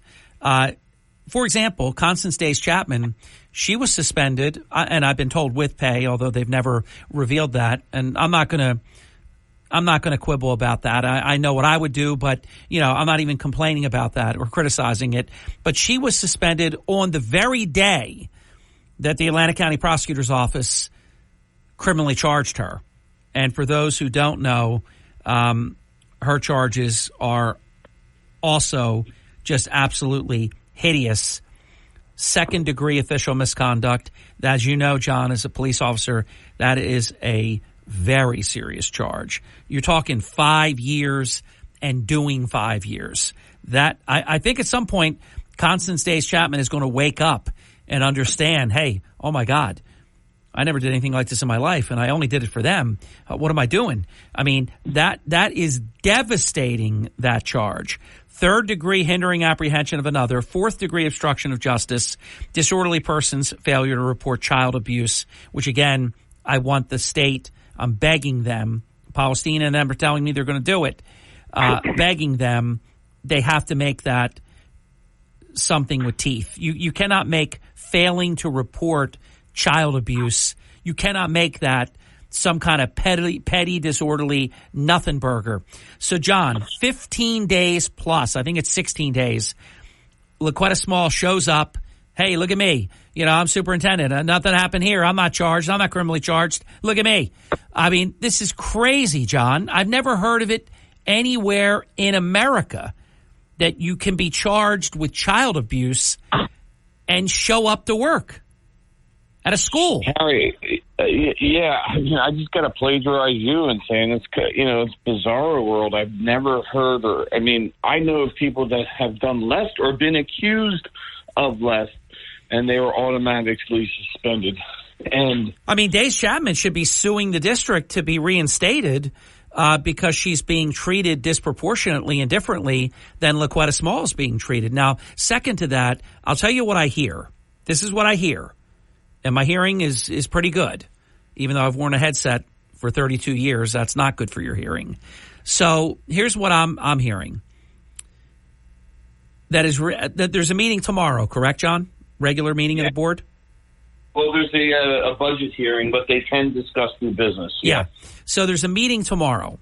My understanding, and if it doesn't happen tomorrow, my understanding it is going to happen, that they're going to allow LaQuetta to take an administrative leave. In other words, rather than the stigma, the embarrassment of the board taking action and suspending their superintendent, who, as you know, ex officio member of all committees in the board and all of that, non-voting member of the board, all of this. So it's like, hey, look at me. I'm being responsible. I'm innocent. And I believe in the presumption of innocence. I just know when you're a teacher or you're a principal or you're a superintendent, if you're criminally charged with child abuse, you got to go until disposition. If you're exonerated, you come back. If you're not, it's bye-bye. You lose your teacher certificate. You lose your principal certificate. You lose your superintendent certificate. You're done. Never again. But to allow her to come in day after day after day after day with these criminal charges, it is an abomination. Yeah, it's a serious issue, Harry. It's a serious liability issue, okay? Listen, she's obviously out and about in the district. Everybody see her, and that's great that she's doing her job. But let me just, play devil's advocate. What if one of the children, whether it's true or not, says that she, in her rounds or whatever she does during the school district, assaults another child, spits on another child? Anybody can make up any kind of accusation. Her credibility right now is nil, and you're putting the taxpayers at risk. And I know she doesn't care because it's not her money, but good God, just think of the liability matter. I mean, you're a business guy. You work for huge businesses. Oh, no, it's terribly reckless. You're right. There is absolute unlimited exposure for the district to either legitimate claim or even just a claim that's just made up. Oh, my God, I was walking through the hallway and this woman who's criminally charged with child abuse, you could do anything, and you're right about that. That would be wrong, but anything's possible, and you remove that potential by doing the right thing and suspending the individual until such time that there is proper disposition of the criminal charges. Another thing that's very disappointing, I'm very disappointed in Ventnor and Margate and Brigantine. They should have immediately fired off letters to the Board of Education saying that as sending districts, and we spend millions of dollars in the Atlantic City Public School system, this is unacceptable, that a superintendent can have serious child abuse charges, and remain active in the position. That we demand, we request, whatever, that you take the steps that any normal district would have already taken. But they remain silent too, John. They lost their representation on the board. Now they don't even step up on this. So I'm calling them out too. Yeah, I agree. You took the words right out of my mouth. I mean, they spend tens of millions of dollars, hundreds of millions of dollars over the years for sending their children there, and they don't have they don't have a representative out of Brigantine, Ventnor, and Margate. Not one representation of on the board, which I'd be screaming about. And then, besides all that, not one peep from any of the administration or any of the elected officials. I'm ashamed, and that's right. Also, the Ventnor City Commission, the Margate Commission, Brigantine Mayor and Council. I'm ashamed of them all. I'm glad you mentioned the politicians, because shame on them. No guts, cowardly, How you let that go is disgraceful. And it reminds me to say this, John. I'll say this real quick before the break, and then we'll come back. And if you have a follow-up on it, because I believe you were still on the board at the time this happened. LaQuetta Small and her various allies, they look for a way. Most districts would look for inclusion and want involvement. They look for a way to deny you transparency and involvement. So they got out their abacus and they went to like the 10th decimal place, and they found out that by like a nose hair, I don't think I've ever used that expression before, the two districts that combined to have enough attendance in the Atlantic City high school to have a board member on the Atlantic City Board of Education just missed. You actually had to it was less than 1% or something. Very, very close. Where I would just be like, hey, the numbers are going to go up. They're going to go down. We want enrollment to go up. We're in an environment right now where enrollment is going down. So it's kind of ironic.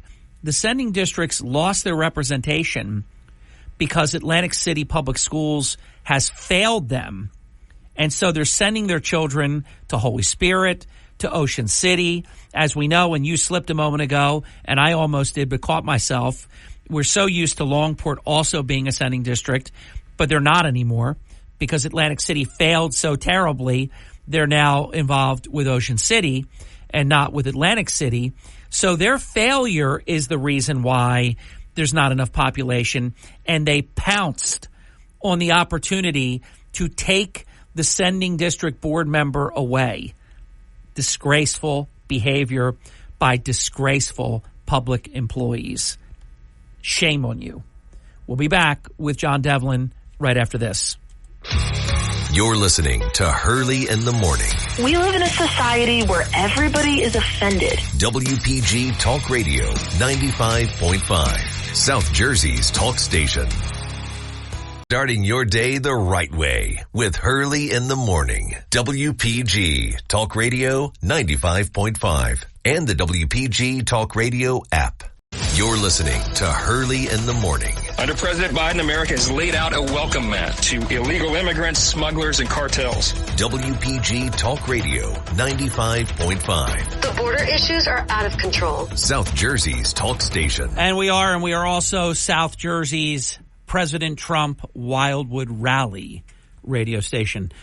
John Devlin, retired career policeman, former Board of Education member for over 20 years, probably half or more of those years as the president of the board and the former president of the Atlantic City Municipal Utilities Authority. And remember, he did a great job in every single public capacity that he ever had. And he right now, unfortunately, and I know it's like the last thing he wanted to do, he is litigating against the city of Atlantic City because of what the small gang has done relative to his MUA seat, his Board of Education seat. It's so reprehensible, these people, and what they do to good people. And then they hire criminals, but they go after law-abiding good people. It's everything that is part of Bizarro World.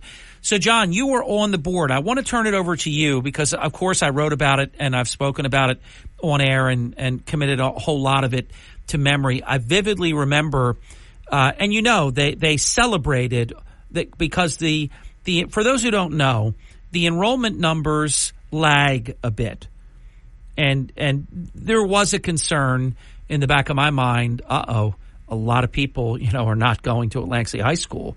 They're going to be really close to not having enough students because there's a formula of certain percentage number of students that you have to have in order to have a board member. And there used to be a board member from Ventnor. There used to be a board member from Margate. There used to be a board member from Brigantine. I mean, 3 of them at one time. Then it was 2. Then it was 1 by combining 2 of the districts, which the legislation permitted to be done. And then there was none. And, John, you were there for it. They were salivating at the opportunity. They couldn't move quick enough when the number by less than 1% or so took it below the threshold, they couldn't wait to take the sending district board. Now, they still pay millions of dollars, but they couldn't wait because they hated having a sending district board member or members. And you were there when that change was made. That's correct, Harry. The good old days where you had, I just believe the more the merrier. If you're spending tens of millions of dollars to send your school children to our district, you should have representation. But they almost did a backflip when the numbers fell that low. And think about it. And it fell that low because of their failure. I was just going to say that because of their incompetence and not doing their due diligence and competing with other schools like ACIT and beyond, and just failing to do what they should be doing, people left this district. Listen, when I first came to the district in 2001, there was 3,000 plus children at the high school. Now it's down. I think the numbers are close to 1,200 the last time I looked. So that's quite a bit of a drop in numbers. And, the high school is definitely not what it used to be, sadly. Hey, John, you know I tell it like it is, and I want to come back and address something that I brought up, because I said that, Ventnor and Margate and Brigantine, nobody has said anything. Nobody's doing anything about the fact that there's a superintendent criminally charged with multiple child abuse offenses. And, how could they do that? It's just totally unacceptable. I have learned and I have confirmed, and I would have no way to know this at the time that I made my statement. So it's not a correction. It's a clarification. Now, you know me. I don't mind making corrections. Ventnor and Margate are drafting a letter, so it hasn't happened yet, but people wanted me to know, and I like people to know exactly what's going on and to know the truth. So it would be unfair for me to know that a letter is going to be done and for me not to say that to everyone that heard me say that they haven't done anything. Look, I think it's late, but it's not too late. There should have been a letter drafted, I believe, within a couple of days. Look, if they didn't do it the first day and they did it on the second day, the third day, whatever, no big deal. And if she hadn't come back into work, but it just was paperwork at that point and it was foregone that it would happen, you wouldn't even hear me criticize something like that. And in other words, they did it right away with the principal. But of course, smalls always take care of smalls whenever they can. And that's what's been going on here. If this would have been somebody else, they would have been suspended immediately, and we all know that. But I have confirmed that a letter is being drafted that will be going to the New Jersey Department of Education on the superintendent issue. So good for you. Brigantine, let's hear from you. Are you doing your job? By my saying what I said, I was given something that otherwise I wouldn't have known until after the letter came out. The letter, of course, is appropriate, and it should be done. And I'm really, I thought it was important, John, that I share that with everyone, that it hasn't happened yet, but that they are going to draft a letter to the Department of Education. So that will continue to put the pressure on. John, I have to say that from the monitor to the Commissioner of Education, the county superintendent, who's a good person but doing a bad thing here, a lot of people didn't do their job. The Board of Education, of course, the Atlantic City Board of Education. John, a lot of people here haven't done their job. I hate to say I told you so, Harry, but, I kind of predicted that things were going to happen in this district that were going to get swept under the rug. And, I when I hear about Atlantic City and Atlantic City government and the school district, I always say the same thing. Lawlessness breeds lawlessness. You got a mayor at the top that does whatever he wants and ask questions later. And then, everybody else follows suit. So, by the way, another one of his close allies, I haven't reported the name yet. I will in the near future. I know who it is. I've known who it is since 9:10 a.m. yesterday morning when the FBI swarmed a residence across from the Dr. Martin Luther King Jr. School. I'm going to promote this in a moment when we go to the bottom of the hour break. but another Marty Small ally tangling right now with law enforcement, on this occasion, the FBI. Yeah, Harry, it's, you know, when you surround yourself with certain individuals, listen, bad things happen. I don't have much more to add to that. I can just say that, you know, as far as sending district, the district's failing the sending district. We have had issues in the past where we suspended administrators without pay. You know, so it's not a common occurrence where this happens. The common occurrence that doesn't happen is that employee with said charges still works for the district. And I want to come back to that right after the break, John. Hang in there. Don't go away. My follow-up about that is this. I am not surprised on day 16 that they've stretched this as long as they can. I do believe that before too long, as early as tomorrow, if not tomorrow, in the near future, I believe the state's position right now is they're allowing the local municipality to clean up its own mess. And if they won't, I believe the state will. I'm going to see if you agree with that, or do you think they will actually test this for as long as they can and that this will continue? I think that's a very important issue for us to follow and to talk about right after the break. Don't go away. This is the Town Square, New Jersey Info and Weather Network. At 32 minutes past the hour, it's Harry Hurley with 3 stories that you can follow on the WPG Talk Radio 95.5 app.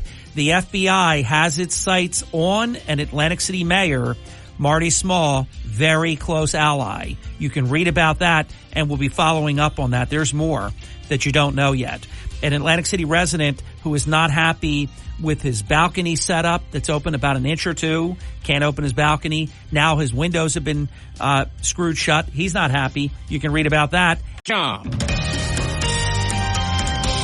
From the Town Square, New Jersey Info and Weather Network, I'm Chief Meteorologist Dan Zarrow. After an iffy day yesterday, we flip right back to nice, warm springtime weather for a couple days. Showers are out of here. Skies become partly sunny by midday. High temperature around 74 for most of South Jersey. Only 60s right along the coast. Fog and low clouds are possible tonight with a low of 57. And tomorrow, another nice, warm spring day with a mix of sun and clouds and a high of 81. Get weather 24/7 wherever you are. Download our free mobile app today. This is an important safety. You're waking up with Hurley in the morning. WPG Talk Radio 95.5. You're waking up with Hurley in the morning. I'm looking for trustworthy news. WPG Talk Radio 95.5. You got it. We continue with John Devlin. John, so right before the break, I floated the scenario. Do you think that action will be taken in the foreseeable near future, or do you believe that they will just attempt to allow a superintendent that is criminally charged with child abuse, multiple counts of child abuse, to be able to remain an active employee as superintendent of the Atlantic City Public School System? What is your opinion on that? You know, first and foremost, Harry, the state, and I heard you say earlier, the state may take action. Well, the state is watching all this. We have a state that we pay as a board, as a taxpayer, we pay to have a state monitor sit right with the board during board meetings. So she knows what's going on. It's not like the state's listening or getting calls to Trenton. This is happening in real time in front of the state monitor. So the state monitor has total control of the school district. She can stop this at any time. She has not. Okay.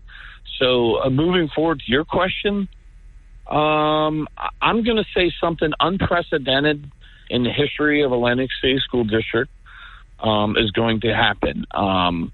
She will maybe take a personal leave, or she'll take another position, and there may be an interim, or she'll work with the interim, but not.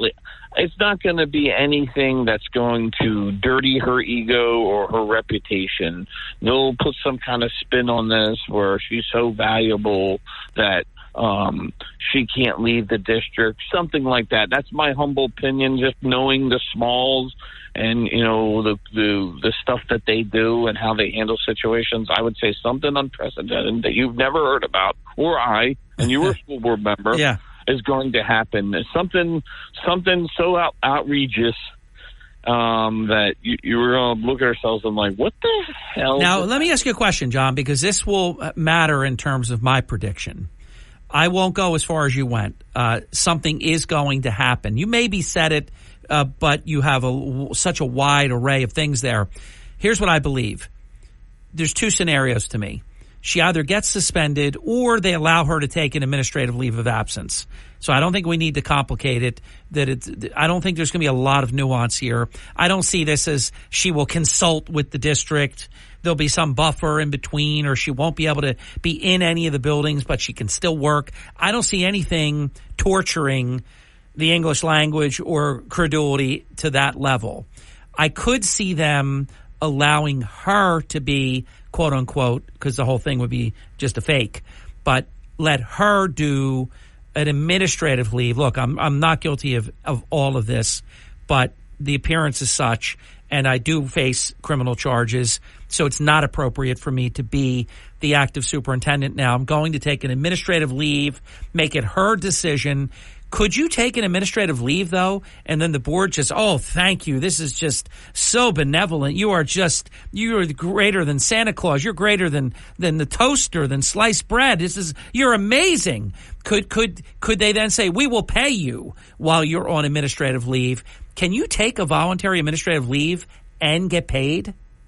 That's a great question. Let me throw 1/3 option in, sabbatical. Maybe they would allow her to take a sabbatical. For those listening, some have it in their contract.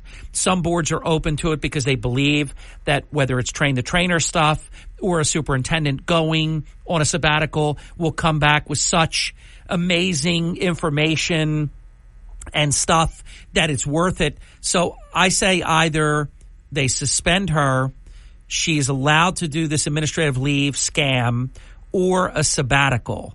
I know 2 out of the 3 you could, if you wanted to, pay the person.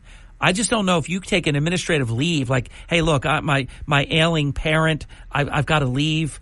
I don't know that you would get paid for an administrative leave, would you? Well, first and foremost, and by the way, we know they're never going to put themselves in a position to not get paid if they can help it. I was just going to say that, Harry. First and foremost, I bet my pension that they are getting paid 100% unequivocal. She's getting paid, okay? And you're probably right. Sabbatical, I would say she takes a sabbatical and then she's going to come back, and all that has to be approved by the board, which I think it happens. And like I said, and by the way, that's unprecedented. We've never had an administrator charged with a crime and they just take a sabbatical like nothing happened. So, like I said, it's going to be something that's never happened. Here's the thing, though. I say it's 100% that she can't stay. I just know. I can't explain why. There's just some things I know. I know you cannot stay when you have those charges. Look, when you have a certain level of power, you could delay it a little bit. It's been a couple weeks and it should have already happened. You can delay it, but it won't be allowed. I just don't believe that Governor Murphy would allow it, that ultimately the Commissioner of Education would allow it, because once you allow something like that, you have opened Pandora's box. Then what happens? I mean, right now there are other superintendents suspended as we speak that have been criminally charged with different stuff that didn't even involve a child abuse set of criminal charges. So I know how it ends. I just can't fill in the date or the methodology. I agree with you. I think it will not be suspended with pay, because if they can get away without marking up her file that she was suspended because of criminal charges, because of child abuse, and they could call it instead an administrative leave or a sabbatical or some other way, I think they will try to do that. But I do think, John, that in order to have any level of order, good order in the organization, you can't do something that is so utterly unacceptable, out of every industry norm, and create a precedent where then what do you do in the future if you have a situation? And I'm serious about what I said. I believe Candace Days Chapman has a case against the Board of Education already for how they treated Luquetta Small versus how they treated her. Well, Harry, I think not just her, but a dozen employees I can think about over the last 20 years that I've been a board member. Now, you imagine they ruined Eisenstein's career, and that guy's a hero. He helped a bullied child, and the video proves that he's a good actor. And I remember him winning at one stage, but because they don't want him to win, they don't let him win. He's gone. But she stays for over 2 weeks? Are you kidding me, John Devlin? Well, Harry, that's a common practice of selective enforcement, and it's all fun and games until you get sued.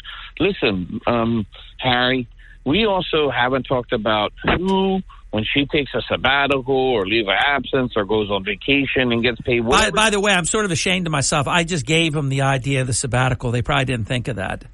No, that's very good thinking, but yeah, it's not outlandish, and I believe that's what's going to happen, something along those lines. I'm going to Italy. I'm bringing back European world culture. I am going to save the district. My sabbatical is going to be one of the most important things that's ever happened in the Atlantic City public school system. John, I'm ready to throw up in my mouth a little bit. Harry, one of the things we're not talking about, and let me just finish, is who is going to be the replacement. Now, you know, and I know because you broke it on your airwaves, that Mark Harris, or whatever he calls himself these days, is and was voted on by the board to be a substitute superintendent. Yeah, no, it's going to be. I think he's Robert now, come to think of it. But, yeah, I think it's going to be Bobby Harris. I think that's who it's going to be. You know, he has a track record prior to me being on the board of certain things. He was ousted from that. So that should be interesting. And not only this, let's go backwards in time. When I was just board president and when we discovered there was sexual abuse to our children in the school district, and, you know, it went unsaid, it was discovered by a board member, and then it was brought to my attention. We called a special emergency meeting to address it. Everybody thought I was this crazy white man from Down Beach trying to expose our administrators of some kind of employment issue. No, I was explaining that there was abuse going on in the district and it was being covered up. Yeah. And I hate to say I told you so, but it happened. Listen, this is the Sandusky matter. Yeah, John, hold please. I've got to get the last break in. We're at 48 minutes past the hour. We're going to be right back. And get ready. I'm going to knock you over with a feather. A well-placed source has just told me that the Department of Education has told a very responsible elected official that I know that it wasn't going to get involved with this. How is that possible? You mean to tell me if they don't do their job, the state's going to allow it? I don't believe that. I don't believe it for a second. We'll be back. Don't go away. John Devlin continues right after this. You're listening to Hurley in the Morning. I'm from Margate. EHT. Galloway. Mays Landing. Listen at home or in the office on your smart speaker. Just say, play WPG. You're waking up with Hurley in the Morning on South Jersey's talk station, WPG Talk Radio 95.5. Hurley in the Morning. They always have great conversation. WPG Talk Radio 95.5. 53 minutes past the hour. John Devlin is our guest this hour. Sean Steitler on deck, who will be with us in about 13 minutes. So, John, there's so much. I mean, I told you we're going to run out of time, and we will. There's so much here. Is there a scenario?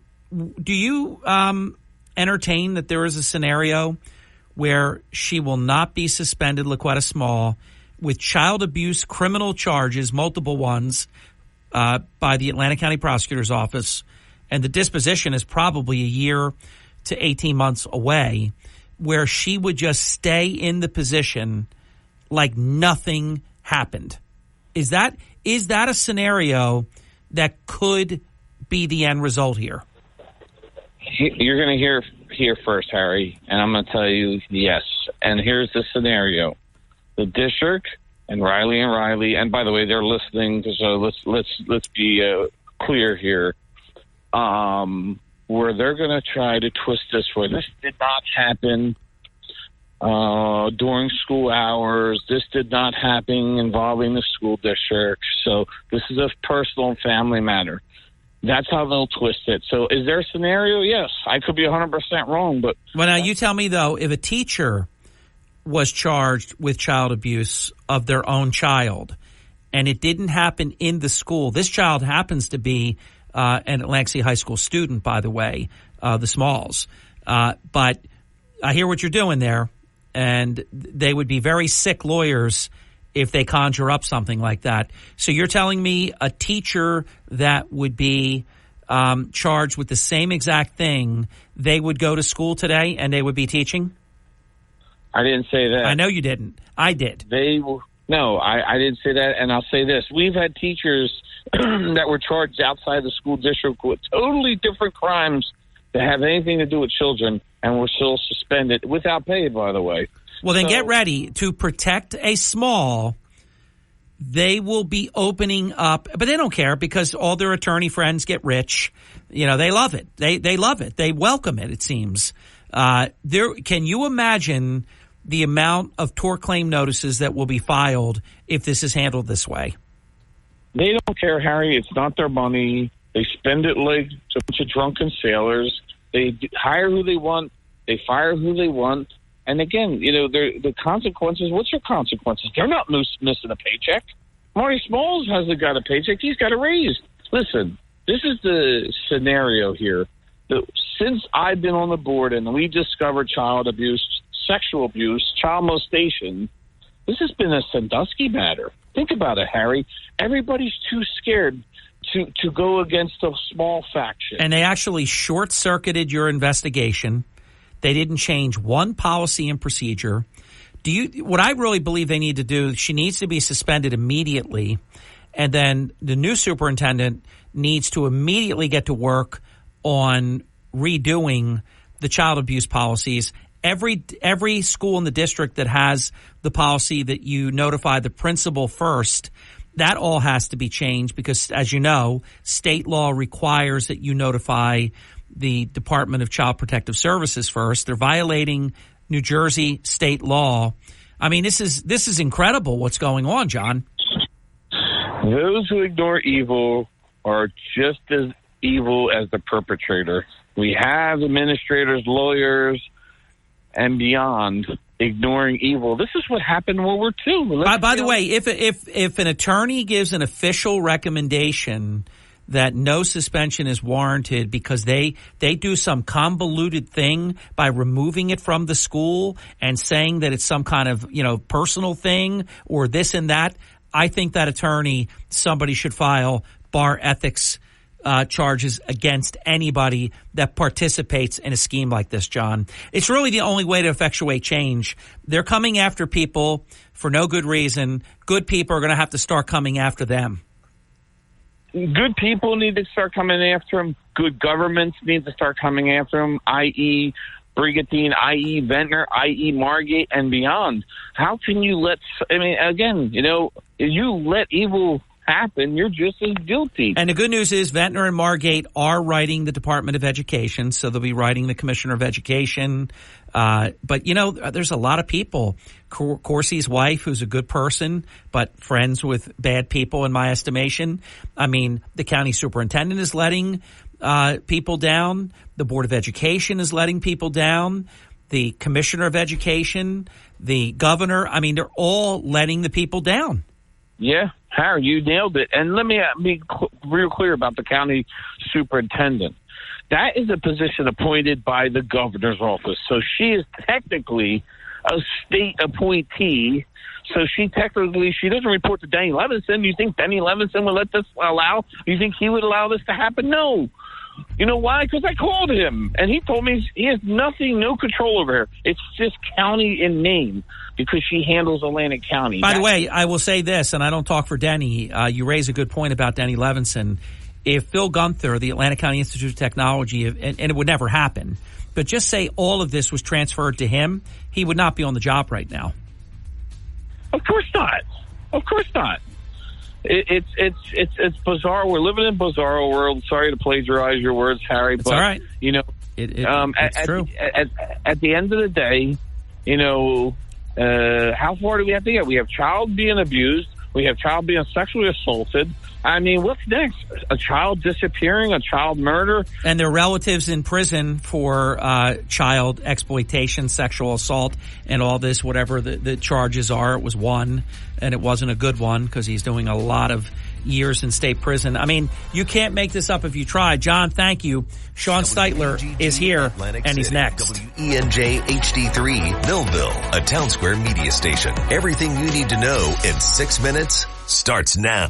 From Harry Hurley Way in the world's playground to the broadcast pioneers of Philadelphia Hall of Fame, you're about to find out why Harry Hurley has been named to the Talkers Magazine list of the 100 most important talk show hosts in the nation. 25. Live from the studios of Town Square Media in Northfield, it's Hurley in the Morning on WPG Talk Radio 95.5 and the WPG Talk Radio app. What was that echo? I heard somebody like in the deep crevices of that show opener saying 25.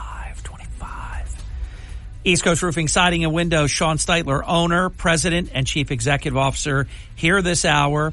We'll do as we always do. We have a great time together, and I really enjoy. I love home improvement, so I geek out, I nerd out. I just love talking about roofing and siding and windows and doors and gutters. And I know I speak for many. People take pride of home ownership. And it's exciting when you have a major home project that's being done. East Coast Roofing, Siding, and Windows, very simple to get the process started. You can go on the website, and there is a hyperlink to get it going at eastcoastroofing.com. Or you can call. I like to call. I've not used the digital approach anytime that I want to, have something done, and we've done a lot with Sean. I call 609-646-1444. Sean, welcome to the month of May. I know. Oh, my God. I know how busy you and Kerry and the whole team are, but this year is flying by. It is. This is crazy. I know. So January, February, March, and April are now gone. Yeah. Yeah, I think about that. It's crazy. And we got a lot to go, though. There's a lot of challenges left for 2024, but it is flying by. And I know what happens here. Once we hit Memorial Day weekend, I have a little doctrine that I always talk about on the show, Sean. Memorial Day weekend, you blink your eyes, it's then July 4th weekend. You blink your eyes again, and it's Labor Day. And that is how quick it goes. And that was powerful snapping. That was really good. Yeah, you got that down. Thank you. Yeah. Came out, worked that time. The fingers worked. So here we are. It's May. Now this comes the time of year where I do believe a lot of people that for the whole winter, if you will, and the off season, the weather that's not as pleasant, pretty much are inside, not outside as much. I think now people start looking at their homes from the exterior. Yeah. Yeah, it's nice weather. You're outside more often. You start looking around, start doing gardening and things like that, and you notice, more things that are on your home that might need some improvements. Spring season, very busy for you? Always. Yeah. Yeah, it's probably the busiest unless we get like a, late fall kind of hurricane season like we did with like Sandy and things like that. But for the most part, spring and fall are pretty even. I think spring is probably a bit busier because the winter lull is smaller than the summer lull. You know what I mean? Sean, so, you were there. Catch up on. You were there for it, and it was 12 years ago. Superstorm Sandy, Hurricane Sandy, 2012. You couldn't keep up. No. Because the damage was so incredible. Yeah. And then earlier that year, we had the derecho. That's true. Which just an insane amount of damage. You know what I mean? That was an unbelievable storm. And I don't think anyone that's lived through it will ever forget it would look like the next morning. What do you think happened are we more sophisticated now? We never heard in our whole life terms like derecho, bomb cyclone. I'll never forget the first time they said, hey, we had a bomb cyclone. I said, what? Yeah, What are you talking about? I've been alive for 60 years. What are you talking about, a bomb cyclone? There's stuff we never heard before. Yeah. That happens. Yeah. Exactly. Like even like New Jersey tornadoes and now New Jersey earthquakes and all these things. I remember getting tornado warnings as a kid and like you just ignored them. We're like, this doesn't happen in New Jersey. Sean, as you know. This is a fake. Yeah. You know what I mean? This is fake news. Yes, and all of a sudden now it's like it's a fake tornado in New Jersey. You're like, maybe I should take these tornado warnings a tad more serious. Guess what? I remember I was here broadcasting during Superstorm Sandy, and this building was creaking and stuff. It was scary. It was really scary. And we heard about a tornado that touched down in Longport. Not only did we have a superstorm and a super hurricane, there were tornadoes during Superstorm Sandy. And as you know, I'm not going to say I know better than anybody else, but I follow this kind of thing. Tornadoes can do. I mean, they flatten homes. We see it just recently in the center of the country where it was happening. But if it doesn't flatten your home, tornadoes are really good at lifting roofs off. Yeah. Yeah. They just come in and with a lot of other things too, like that. Not just the roof. I mean, the whole. The shingles. They're about lifting the roof off, right? Exactly. The plywood. They take homes off of the foundation. Yeah, it's insane to see some of the damage that the tornadoes can do, and I'm glad to live in a spot where we don't often, have to deal with those kind of things. I always talk about it as a good time to get started. I always say now it's the best time to get started. That could be. I would say that if it was, a week before Christmas, we had our windows done in the winter. So it really doesn't matter to you what time of year people need their work done. You're there no matter what. Yeah. Obviously, we're going to be there. We're a year-round company. This is something, we've said it for years. In the wintertime, we got long johns we wear, and we don't mind working out in the cold. Exactly. Because our families eat as much in the winter as they do in the summer. Yeah. It's true. You know what I mean? These guys, we don't have any seasonal employees. We try to do what we can to stay busy and keep everyone working all throughout winter. And so, that our wait times are at their lowest in the wintertime, and the prices are typically lower because if you wait till spring, you're going to get hit with the spring price increases, and most of that's already done. I mean, manufacturers raise their prices. All roofing manufacturers, every single one of them, not just GAF that we use, but every manufacturer roofing raised their prices all around the same exact % this year. And a couple window manufacturers have raised their prices. Luckily, Provia, the window manufacturer that we did not get a price increase this year, so that was nice. I think that'll get held off till later in the year. I got to tell you something. That's an amazing comment you made because everything has been going up. Yeah. Nothing has been safe. Yeah. I actually just saw a little cartoon. It was so funny. It was talking about the economy, and the guy's trying to get a loan, and the guy's like, you can't afford a loan. And he's like, but I just got a raise. And the banker's like, yeah, so did all the prices. You know what I mean? There you go. It's true. Exactly. You know what I mean? So it was... well, it's true. Wages are not keeping up with inflation. Yeah. And so I was actually talking to someone the other day about something. They called the office because they said their insurance company gave them a letter and said, hey, if you don't... Your roof is like 23 years old, Ocean City. They got a letter from the insurance company saying, hey, if you don't replace your roof this year, we're not going to renew you come your new term.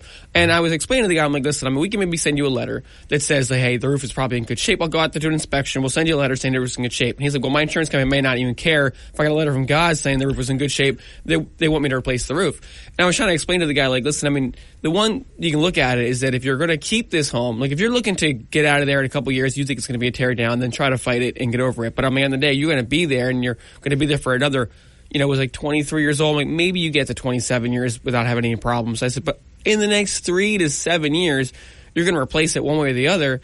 And when you do replace it, it's going to be a 50-year roof. It'll be the last one you ever have to do. I'm like, and it will cost more. It will cost more then. That's what I was saying. So if you're going to do it now, I'm like, it's not like you're putting out money you're never going to have to put out. It's like, hey, would you rather put out $10,000 today or $15,000 in 7 years from now? Either way, you're going to do it one way or the other. Just a matter of when. And so I'm like, if it. You do it now, you save, maybe even save a little bit of money. It's a better way to look at it versus having to wait until the last minute. Don't wait till leaks. Don't wait till you have plywood damage. Don't wait till you have these things. These roofs today, they do last for 50 years. I caveat that with saying the average roof that we replace is between 8 and 15 years old, mainly due to improper installation. So when I say that if you do a roof today, it'll be the last you ever have to put on, I'm talking about hiring a reputable company that can offer a GAF Golden Pledge warranty, because even if it is installed improperly, the manufacturer will pay the 100% cost to replace it. You know what I mean? And so that you know it's the last roof you're going to pay to replace. Don't get a roof that is, put on by some guy chucking a truck, or even a company that can't really offer a Golden Pledge, because if they do it improperly, you're still going to have issues. But this way, just get it done and you don't have to worry about it ever again. Sean, when you arrive at a job, to estimate or, to do the job, and it's a roof that's 7 or 8 or 9 years old, that's horrific. Yeah. It should never be. No, it shouldn't. I talked a couple months ago about a job that a guy called us and then canceled his appointment and then ended up hiring someone, and then the guy was trying to fumble through the job. You remember this cover or not? And he kept calling him back because the guy would disappear on him halfway through the installation. And then, we would set up an appointment to go back out and look at it, and the guy would show back up again to do the roof more. And eventually went out there and looked at it, and it was done so improperly, and shingles were already starting to blow off. And I was trying to explain to the guy, like, this, you're doing it wrong. Yeah. You need to replace it. And he just kind of refused to bite the bullet and just kept letting this guy replace the roof. Well, I ended up passing the house a little bit ago, and sure enough, he had to get it replaced by a different company came in and replaced it already. His roof was not even 2 months old. So he paid twice. So cheapest is not always the lowest cost. You know what I mean? And that's a rarer exception. I see it probably 5 to 6 times a year.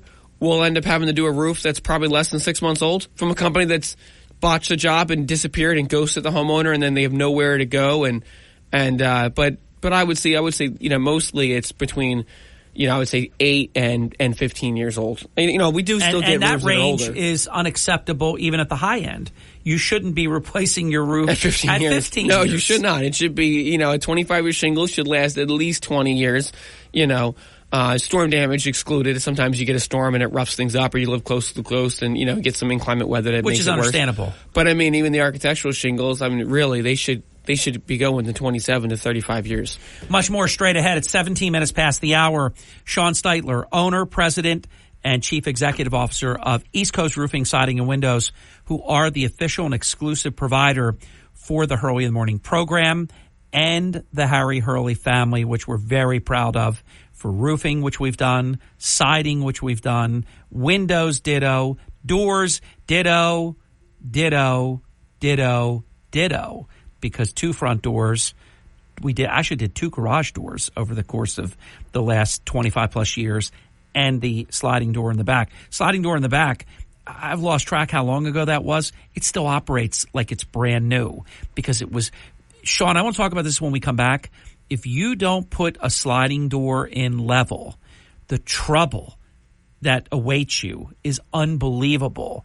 I opened our sliding door, it's got to be 10 years ago, with one finger. It is just perfect. And look, we do smart things. We clean the track because you can get, I'm going to call a technical term, Sean, if you don't mind, schmutz. You get schmutz and dirt and, leaves, and Margie would call it soil and not dirt. So we've done that, and we've done gutters. So I keep on saying, I'm threatening, the only thing we haven't done that they do are the gutter guards, and we got to do that as well. 609-646-1444 on the web at eastcoastroofing.com. Back with Sean in just a few minutes. Hurley in the morning. It tends to make me feel a little bit more intelligent. WPG Talk Radio 95.5. Hurley in the morning. WPG Talk Radio 95.5 and the WPG Talk Radio app. You're waking up with Hurley in the morning. Egg Harbor Township, Ocean City, Brigantine, Mays Landing. WPG Talk Radio 95.5 and the WPG Talk Radio app. Thank you. We're back 23 minutes past the hour. Sean Steitler, East Coast Roofing, Siding, and Windows. I think it's important. Let's talk about getting started, because I think it's one of the true strengths of your organization, and that is the systems that you have to welcome clients, the follow-up systems that you have every step of the way. Let's talk about getting started. Sure. Yeah. It starts with calling the office or going to the website and filling out the form. That's fine too, because if you do that, we'll just call you. If you had to guess, what percentage comes in through eastcoastroofing.com versus 609-646-1444? I think 40% comes on online. Okay, so 60-40. Yeah, I think so. Yeah. I mean, I haven't really done it, but I mean... But that's close, right? I think so, yeah. We get a lot that comes on online. Yeah, but I would say it's still the majority is phone calls. So maybe it's between... 65, 35, 30 and 40%. Okay. Yeah, what I mean, probably still a lot. Online. Yeah, it's still significant. Yeah. It's important to have a website, you know? Without a doubt. So, or call or go to the website, 609-646-1444, or go to the web at eastcoastroofing.com. And then if you call, you say, we'll pick up the phone and basically get a customer file started. We'll ask you a couple questions, right, like your name, your address, and all that kind of stuff, and then briefly what you're looking for. From there, we'll create that customer file, put all that information in. At that point, they save it, and then they'll let you know that one of our exterior consultants will reach out to you to schedule that meeting. I look at that, every single job that comes through, every single estimate request that comes through. I personally look at every single one of those, and I kind of match that up to the exterior consultant that all our shows are all great, but some specialize better at certain other things, or, so that I match up an exterior consultant for that, and I assign the job to that exterior consultant. And then they will reach out to the homeowner directly and then work out a time that's best for that homeowner to go out there and do that evaluation. And basically what they're going to do is that, let's say, for example, they'll go out there and they'll get up on the roof. They'll take pictures of the home first, and then they'll get up on the roof and do an actual inspection of the roof. They'll get inside the attic and do an inspection inside the attic. We're checking for not just leaks. I mean, the main thing, attics are ventilating factor of the roof. If the attic is not ventilated properly, your roof is not going to last nearly as long. What constitutes proper ventilation? Balance, it's balance of intake and exhaust ventilation. It's technically 1 square feet for every 300 square feet of attic. You should have every 300 square feet of attic floor space, you should have 1 square foot of attic ventilation. Are you a fan of ridge vents, or do you believe that ridge vent fans, or are you of the belief that if you have the proper ridge vent, that it can just happen organically? So it should happen organically, but by ridge vents and by soffit vents. Yeah. Most people, their problem is the soffit vents. And you go up in the attic and they, they look down at where the eaves are and they see daylight and they put insulation, they block it. But that's supposed to be there. You need that daylight. And a lot of homes have insulation blocking the soffit. And I tell people ventilation is like sucking through a straw. You need a spot for air to come in and you need a spot for air to go out. So the ridge vent is the where for air to go out. Soffit is for the air to come in. Follow up on the soffit, because I think a lot of people, for the reasons you just said and for decorative reasons, forget how important soffit venting is.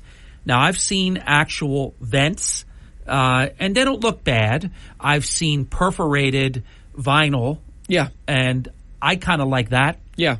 Because it just, to me, it looks more solid. Mm-hmm. Either's fine, right? Yeah. So, it's all about creating the right balance. And I could talk about soffit ventilation all day long. Because it's a hugely important factor. Geeking out, nerding out? Yeah, exactly. That's what I'm trying to say. We'll nerd out real quick on soffit, then we'll get back to the process of calling East Coast Roofing. Sean, I will hold that comment against you for many, many years to come when you said I could talk about soffit ventilation all day. All day. We'll do a show just on soffit ventilation. I geeked and nerded out like you can't even imagine when you said that. Our listeners are like, because people talk about, oh man, I could talk about like the Eagles all day. Well, they had eight draft trades. Yeah. The record in the NFL. I don't even follow hockey, so I couldn't The Sixers were 6 points down with 28.7 seconds, and they won the game. Harry Hurley's interviewing Sean Steitler. I could talk about soffit ventilation all day. Come on, man. Come on. Yeah. Oh, man. So, anyways, going back to soffit ventilation, as we put our listeners that are driving right to sleep. Yeah. Roll the windows down and maybe get some fresh air in your faces. So, There's your soffit ventilation. Roll that down. Yeah. Get a real live example here. But when you think about ventilation, at the end of the day, you need exhaust and you need intake, right? And ventilation is incredibly important. And then I hear it all the time. I used to stand with people and they're like, I've lived in my home for 50 years and I've never had ridge vents. Why do I need them? And the truth is, older homes that were built a long time ago did not need them. But we also didn't have very efficient homes back then. You get efficient windows, right? And you're putting more warm air in your home. You're keeping that moisture in your home. Warm air holds moisture. Cold air does not. The inefficiency of older construction doesn't need ventilation because the house is ventilating. Air is blowing right on through it. Right. You know what I mean? So it doesn't really matter. You're not putting all that warm air in the home. The average household produces about 3 gallons of water in the air every day. Wow. So in an average given day for an average household, between sweating, cooking, showering, running water, all these things, you're going to put 3 gallons of moisture into the air. Now, that moisture, again, used to just blow out the windows and out the walls and all these other things. But now that moisture, because your home is tighter, more efficient, we're closing these gaps off, all that warm, moist air goes up into the attic. And now once it goes up into the attic, it now has to escape. Now, your attic temperature should be relatively the same temperature as outside. It shouldn't be warm and all that stuff in your attic. So air gets in your attic. You need that air to ventilate, and it moves. There should be an air channel. So hot air rises, it goes up to the ridge, and air goes out. But in order for that sucking effect to happen, you need to have air to come in. So the air comes in through the soffits.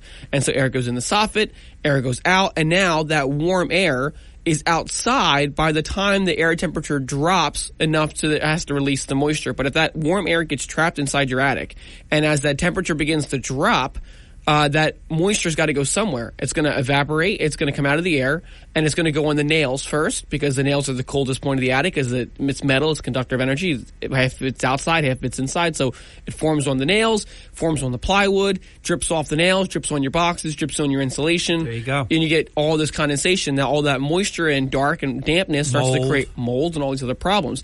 And so, but not many people that have ventilated soffit, as you mentioned, Harry, have actual soffit vents. What happens is that your older homes, they used to have some ventilation, had 2 gable vents, little vents on your siding on those gables. And then you would have a couple, like, on the course of a front of the home, maybe you'd have 3 or 4 of those little box soffit vents. And that was enough for back, 50, 60 years ago when the house was built.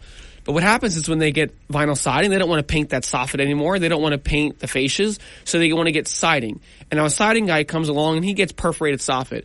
But what he fails to do, because he's cutting a corner, is he fails to take a circular saw and cut away all that wood soffit that was existing there and then put up the perforated soffit. He just puts the perforated soffit right up over top of solid wood, and all you really still have are those 3 tiny little openings where your old vents are, and that's not efficient. No. You know what I mean? And then the attics are hot. People want to put fans in. They want to put ridge vents in. They want to put all these different types of exhaust ventilations.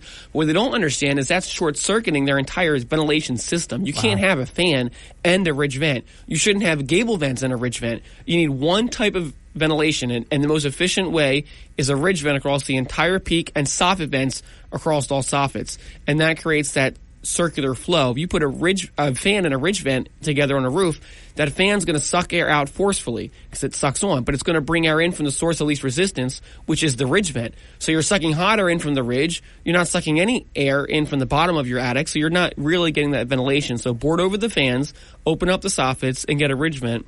And then you have an efficient ventilation system. It's not costing you any money because it performs naturally and stuff like that. So a lot of times insulation also blocks the ridge vents. Insulation blocks the soffit ventilation because they put insulation down and they're blocking up all that soffit. And it's like sucking through a straw with someone's finger on the end of the straw. Or as I can say, we like to talk about milkshakes from Chick-fil-A. I love the cookie and cream milkshakes, and I use this as a ventilation technique because when the cookie gets blocked, the cookie blocks the soffit ventilation. Yes. You know what I mean? The cookie blocks the bottom of the straw, and I can have the top of the straw can be as wide as I want. I can put as much exhaust ventilation as I want. I can expand the top of that straw, but it doesn't make a difference if that bottom of the straw is blocked off. And so that's kind of someone can think about that. Same with a fan and a ridge vent. If I put a hole in the straw, I'm not getting anything from the bottom anymore, am I? I'm only getting it where the hole is. And so that's why you can't have gable vents and ridge vents and multiple different types of exhaust. Because short circuits. Less is more. Less is more. Now, before we go to the break, we're at halftime, believe it or not. That was a lot of soffit ventilation right there. When I talk geeking and nerding out, we just did it. That was masterclass. That was a tutorial that you just gave. Like you would go online and pay for that course to learn all about that. What? If you say so. What? I really mean that. It's a compliment. I really mean it.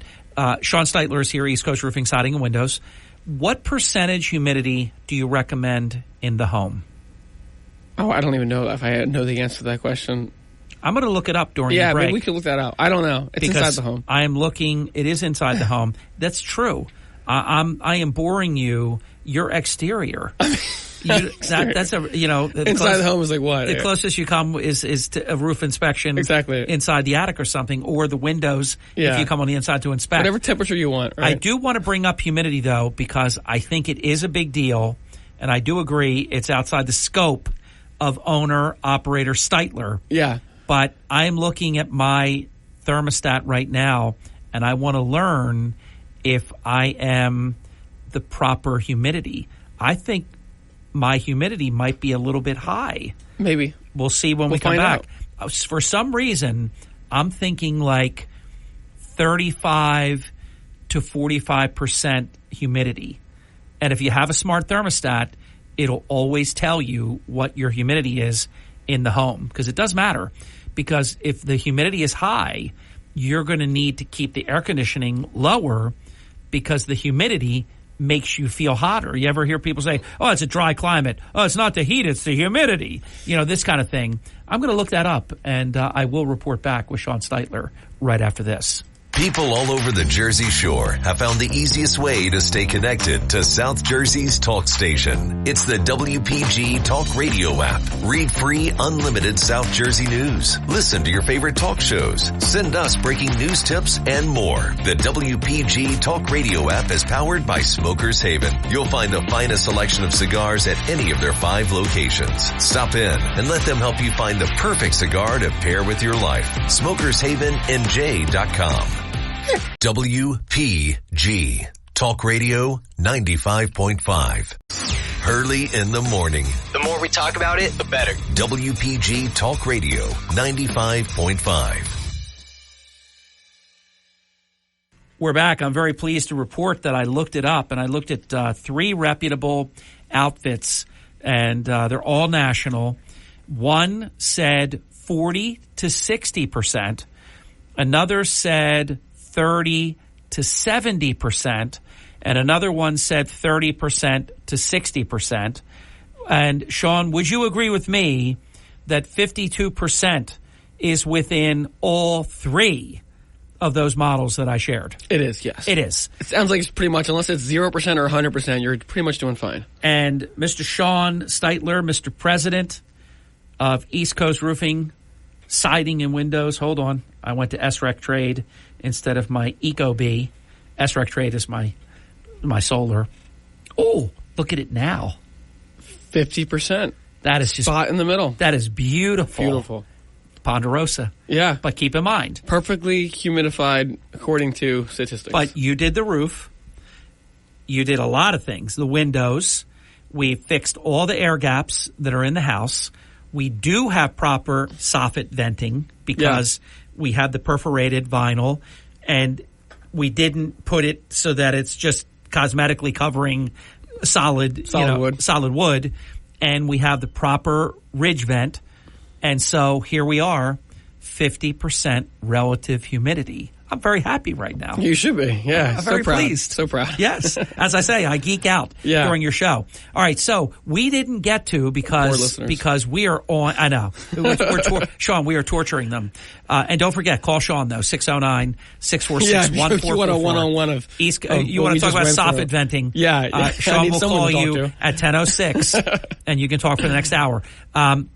So I do want to talk about this though, because I've seen people that do it, and it moves funny. It goes up and down, bang, bang, bang a little bit as it's trying to open and close. If you don't install the sliding door properly, and of course that involves balance and it involves leveling and all of this, it's all the difference in the world, Sean. Well, just installing it properly. Yeah, exactly. Level, plumb, all those things. Yeah, so we're finally going back to the initial cliffhanger of the show. You took us from 8 foot to 6 foot. We made a decision that we didn't need an 8-foot slider anymore. Yeah. So it did involve a little bit of siding that we did, and you did that. And we went from 8 foot to 6 foot, and it is just so well installed. Yeah, a good slider. Now, there's a couple things we can talk about sliders in general. But there are different grades of sliders that are out there, and they're all important that it's level and it's plumb and it's installed correctly. Because it's too tight in the opening, and then it's going to as things expand and stuff like that, it's going to be difficult to open. It's not going to close right. If it's too loose in the opening, you're going to get air gaps and stuff like that, like blowing around the patio door. If it's not level or plumb, it's not going to operate because a lot of these things are balanced. You know what I mean? So if it's not level or plumb, balances are off. But, a patio door, there's like some cheap builder grade or contractor grade patio doors out there, and then you operate what's called with a pocket sill. And a pocket sill is the door literally sits on a very small track, and it slides inside of a pocket. And water will come inside the home when it rains and it gets in the door. Yeah. And there's a weep system, and that's natural. It's supposed to happen that way. It's not a failure of the door, but you're going to get water inside that track. And people that have pets and things like that, they can drink the water. It's dirty. It's not good. You know what I mean? And then some people see that water and they try to plug up little holes, and then they plug up the weep holes, and the water splashes over and it causes rot on the floor. That's even worse. And all kinds of things. Yeah. And that's when you really have to worry about cleaning out that door, because you get a lot of, as you call it, schmutz and things in the door, and then it's inside that. Exactly. That is the actual technical term. You look up the patio door. If you ever use that, like during like your professional career, I would be like, pinch me honored. I do use it. Oh, thank you. Especially anyone that mentions they heard me on Harry Hurley. I make sure we use the word schmutz all the time. Thank you. Oh, yeah. Pinch me. Exactly. Yeah, here you go. I can't believe it. I'm with Sean Steitler. I can't believe it. So anyway, as far as it goes, it's important to get those things cleaned out. On top of that, a lot of the screen rollers are on the bottom, and so even rolling the screen becomes impossible to roll that thing. It clunks across the way. East Coast, we use Provius, so we have a professional grade patio door, and the door is on a monorail track. And that's why it slides so easily, and this track is much higher, so it doesn't worry that if you have dirt and stuff, but dirt's not going to get in that part of the door because it's a totally sealed system. You're not going to get water blown inside there. That other panel, maybe some dirt from inside the house, but nothing on the outside is getting inside that thing. But because it's up on a monorail track, it's going to slide, like you said, ease of just fingers sliding this door. I'm raising my hand. I have a question, Sean. Go ahead. May I ask my question? Can ask your Thank question. you, Sean. I'm threatening to have East Coast Roofing Siding and Windows put in patio doors someday as opposed to a sliding door. There's something like a French door. French doors, right? There's something elegant. Which do you prefer?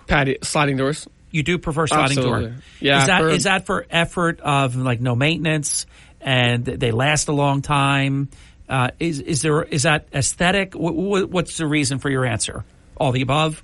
All the above. Aesthetically, I like them more. And you know what it does? So I'm going to come back to this is like one of those things in my brain. My dad, we got this, the house I grew up in, he got this deck built on the back of his house, right? So like back, and he cut a French door into his bedroom.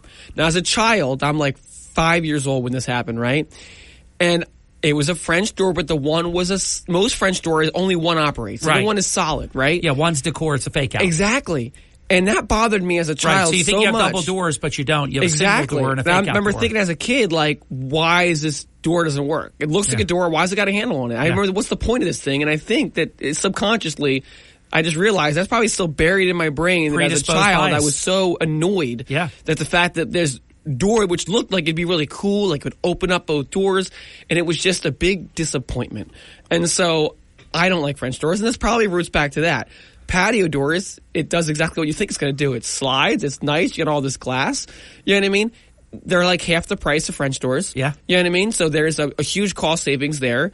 And I think they could also be more tighter. There's less things of all those little openings and such. And so I do think you're going to get a tighter seal with a patio door than a French door. Tight. It's unbelievable. You know? When you lock that door, it's unbelievable how tight that is. Yeah. And so but I think that's a lot of reasons of it. And again, I think there are some ones that you can open up both sides of the French door as well. There's like a little latch and a key. I don't think they're as secure because of that. When you have an operating panel too that can operate, I don't think it's as securely tight. It's much easier to break into. But patio doors, it's all that kind of stuff. Monorail track, top rollers. So the screen rollers are at the top of the thing, so it just glides nicely across. Yes. You know what I mean? So it is so smooth. Professional grade patio doors are worth. I remember giving someone a price for a patio door one time, and they said to me, "That is ridiculous. I just got 2 patio doors installed for the same price you're charging me for one. This was in Seattle City or something like that." And I said, "Great." I said, "Show me those patio doors."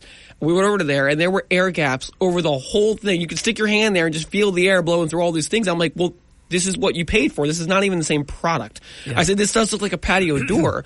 I said, but look at these air gaps. Look at the lock. I could just, from outside the home, I could just jiggle this door and open this door right up. It doesn't With that have a cheap latch. A cheap latch. I know. A patio door, I've seen professional that. grade, has a dual lock. It goes in and one goes up, one goes down. You don't need to put the 2x4 or the mop handle or whatever it is you're putting Yes. inside your patio door to rig it in the past. This thing is secure. It also has what's called an AccuLock system, and you can open the patio door about 6 inches and lock it into place. So you can get a breeze coming through, but if someone can't actually open it up anymore, you can lock it at 3 inches, 2 inches, 5 inches, anywhere between, I think, from 2 to like 8 inches, you can have that patio door lock. And so that way it's open halfway. Someone can't fit through it, but you still get all that breeze. You can even lock the screen on these things so they can't open up the screen from the outside.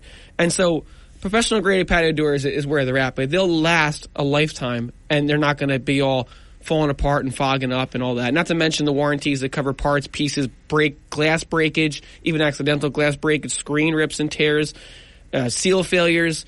I mean, they're good patio doors. Awesome narrative. We're going to be right back. I can't believe it. Final segment when we come back. I've really had so fast. Such a great time today. Sean Steitler continues. East Coast Roofing, Siding, and Windows, the exclusive provider of roofing, siding, windows, doors, gutters, gutter guards.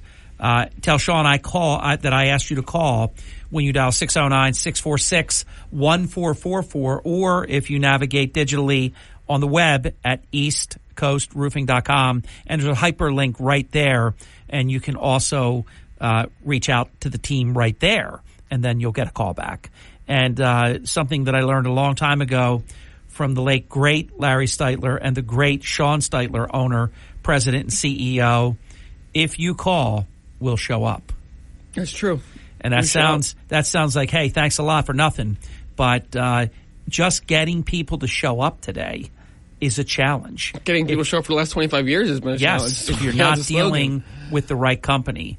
You call East Coast Roofing, Siding, and Windows, and you will not have to deal with that kind of scenario.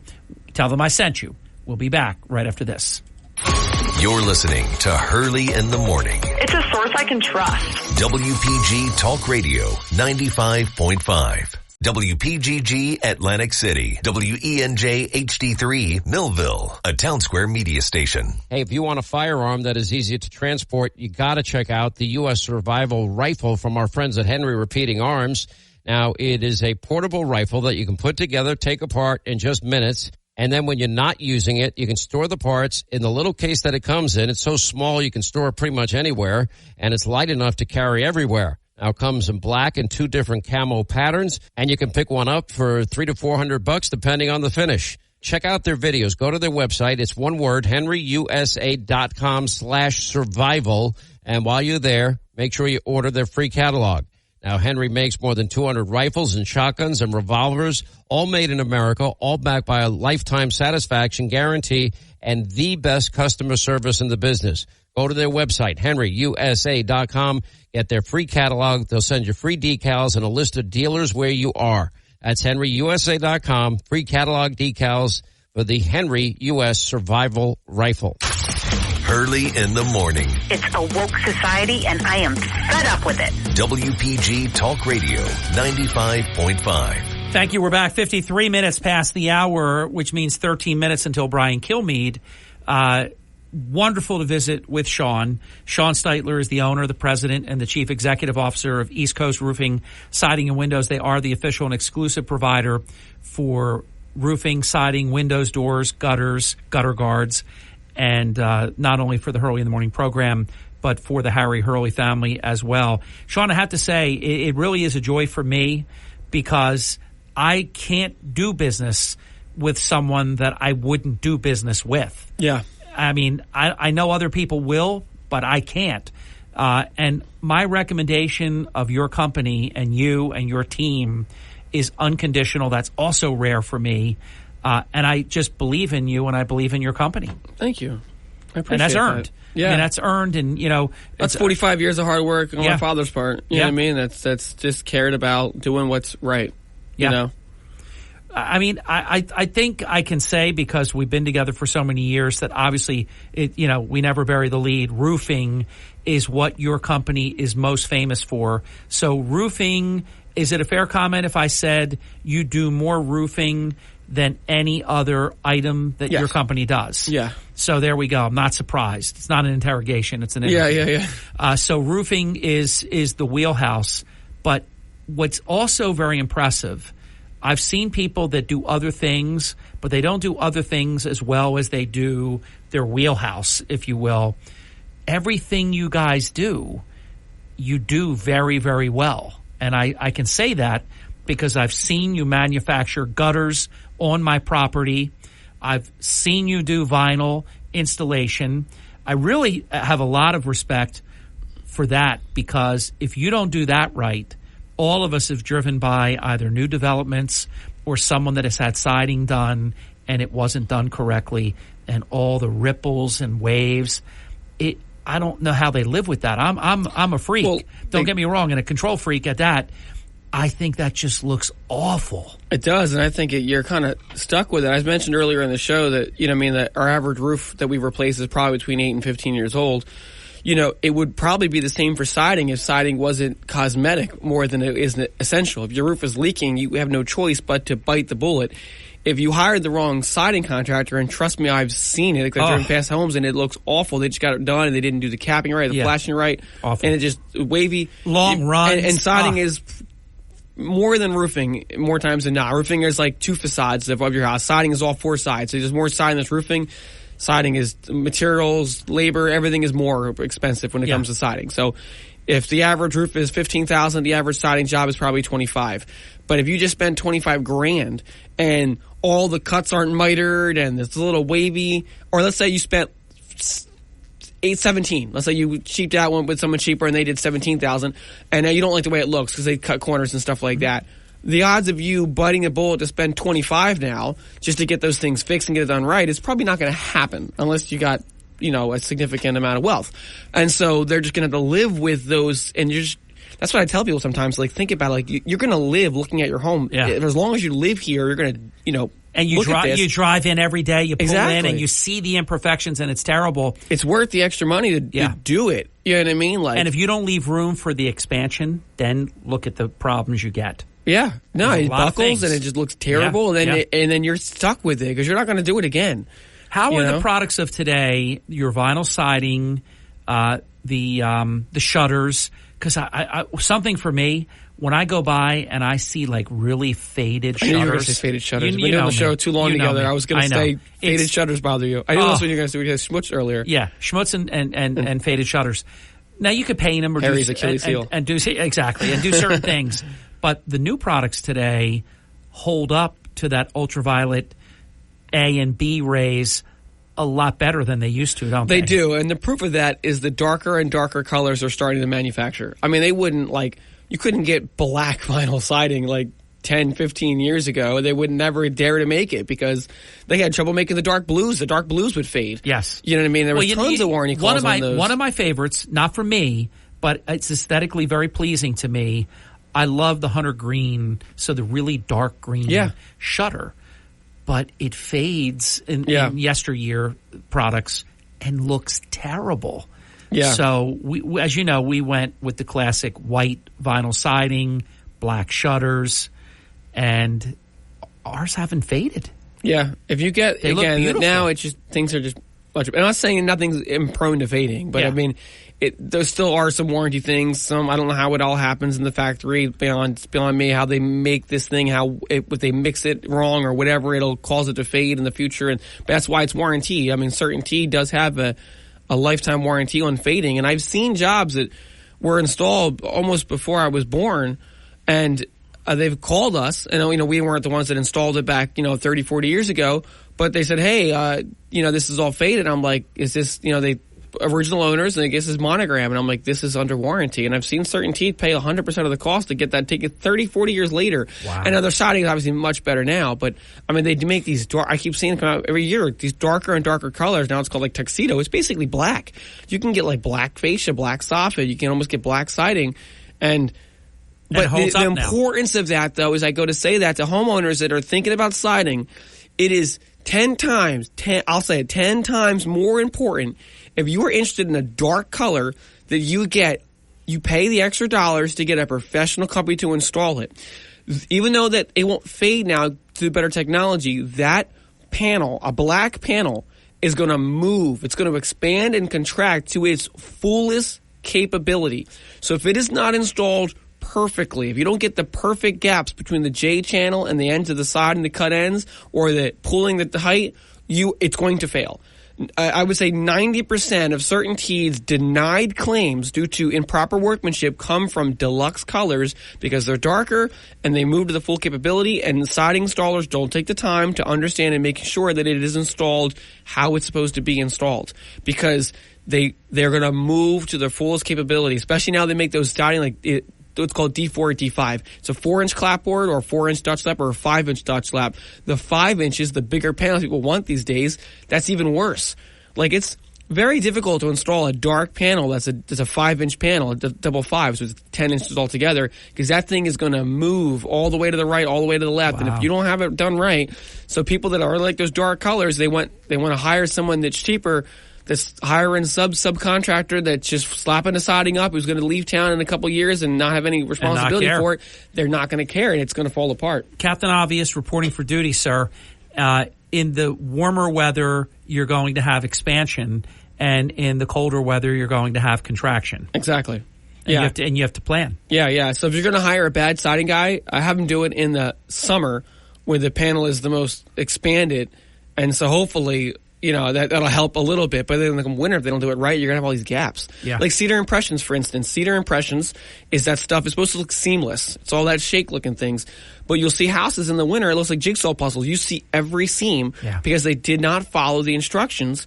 And every single one of those CertainTeed Cedar Impressions has a thermometer on that piece and a gauge. It tells you exactly where to match it up with the other one. It's got these two lines at 70 degrees, 80 degrees, and you line that line up with the temperature that it is, so that no matter how hot and cold it gets, no matter how much that CertainTeed Cedar Impressions expands and contracts, you won't see the seam.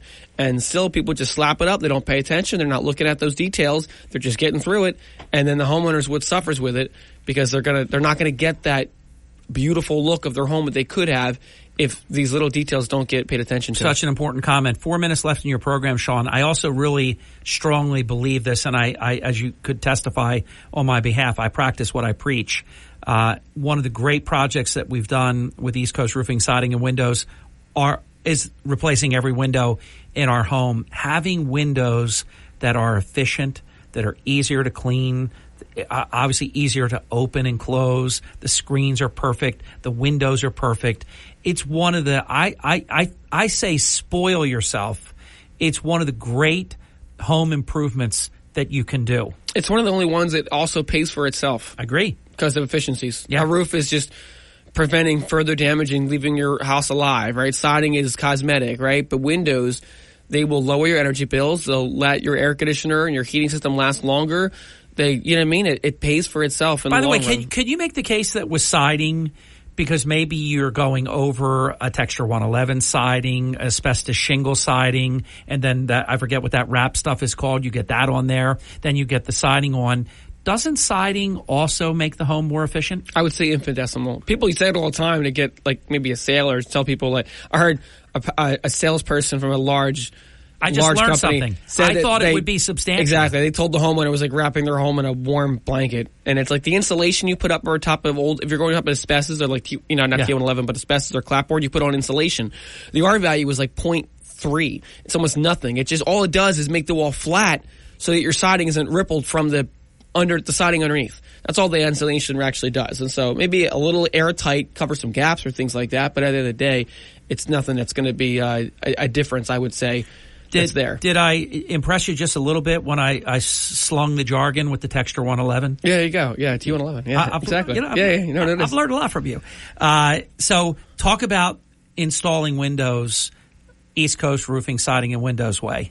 In 2 minutes. In 2 minutes. I can't. You can do it. You can start. No, I can't. It's too much.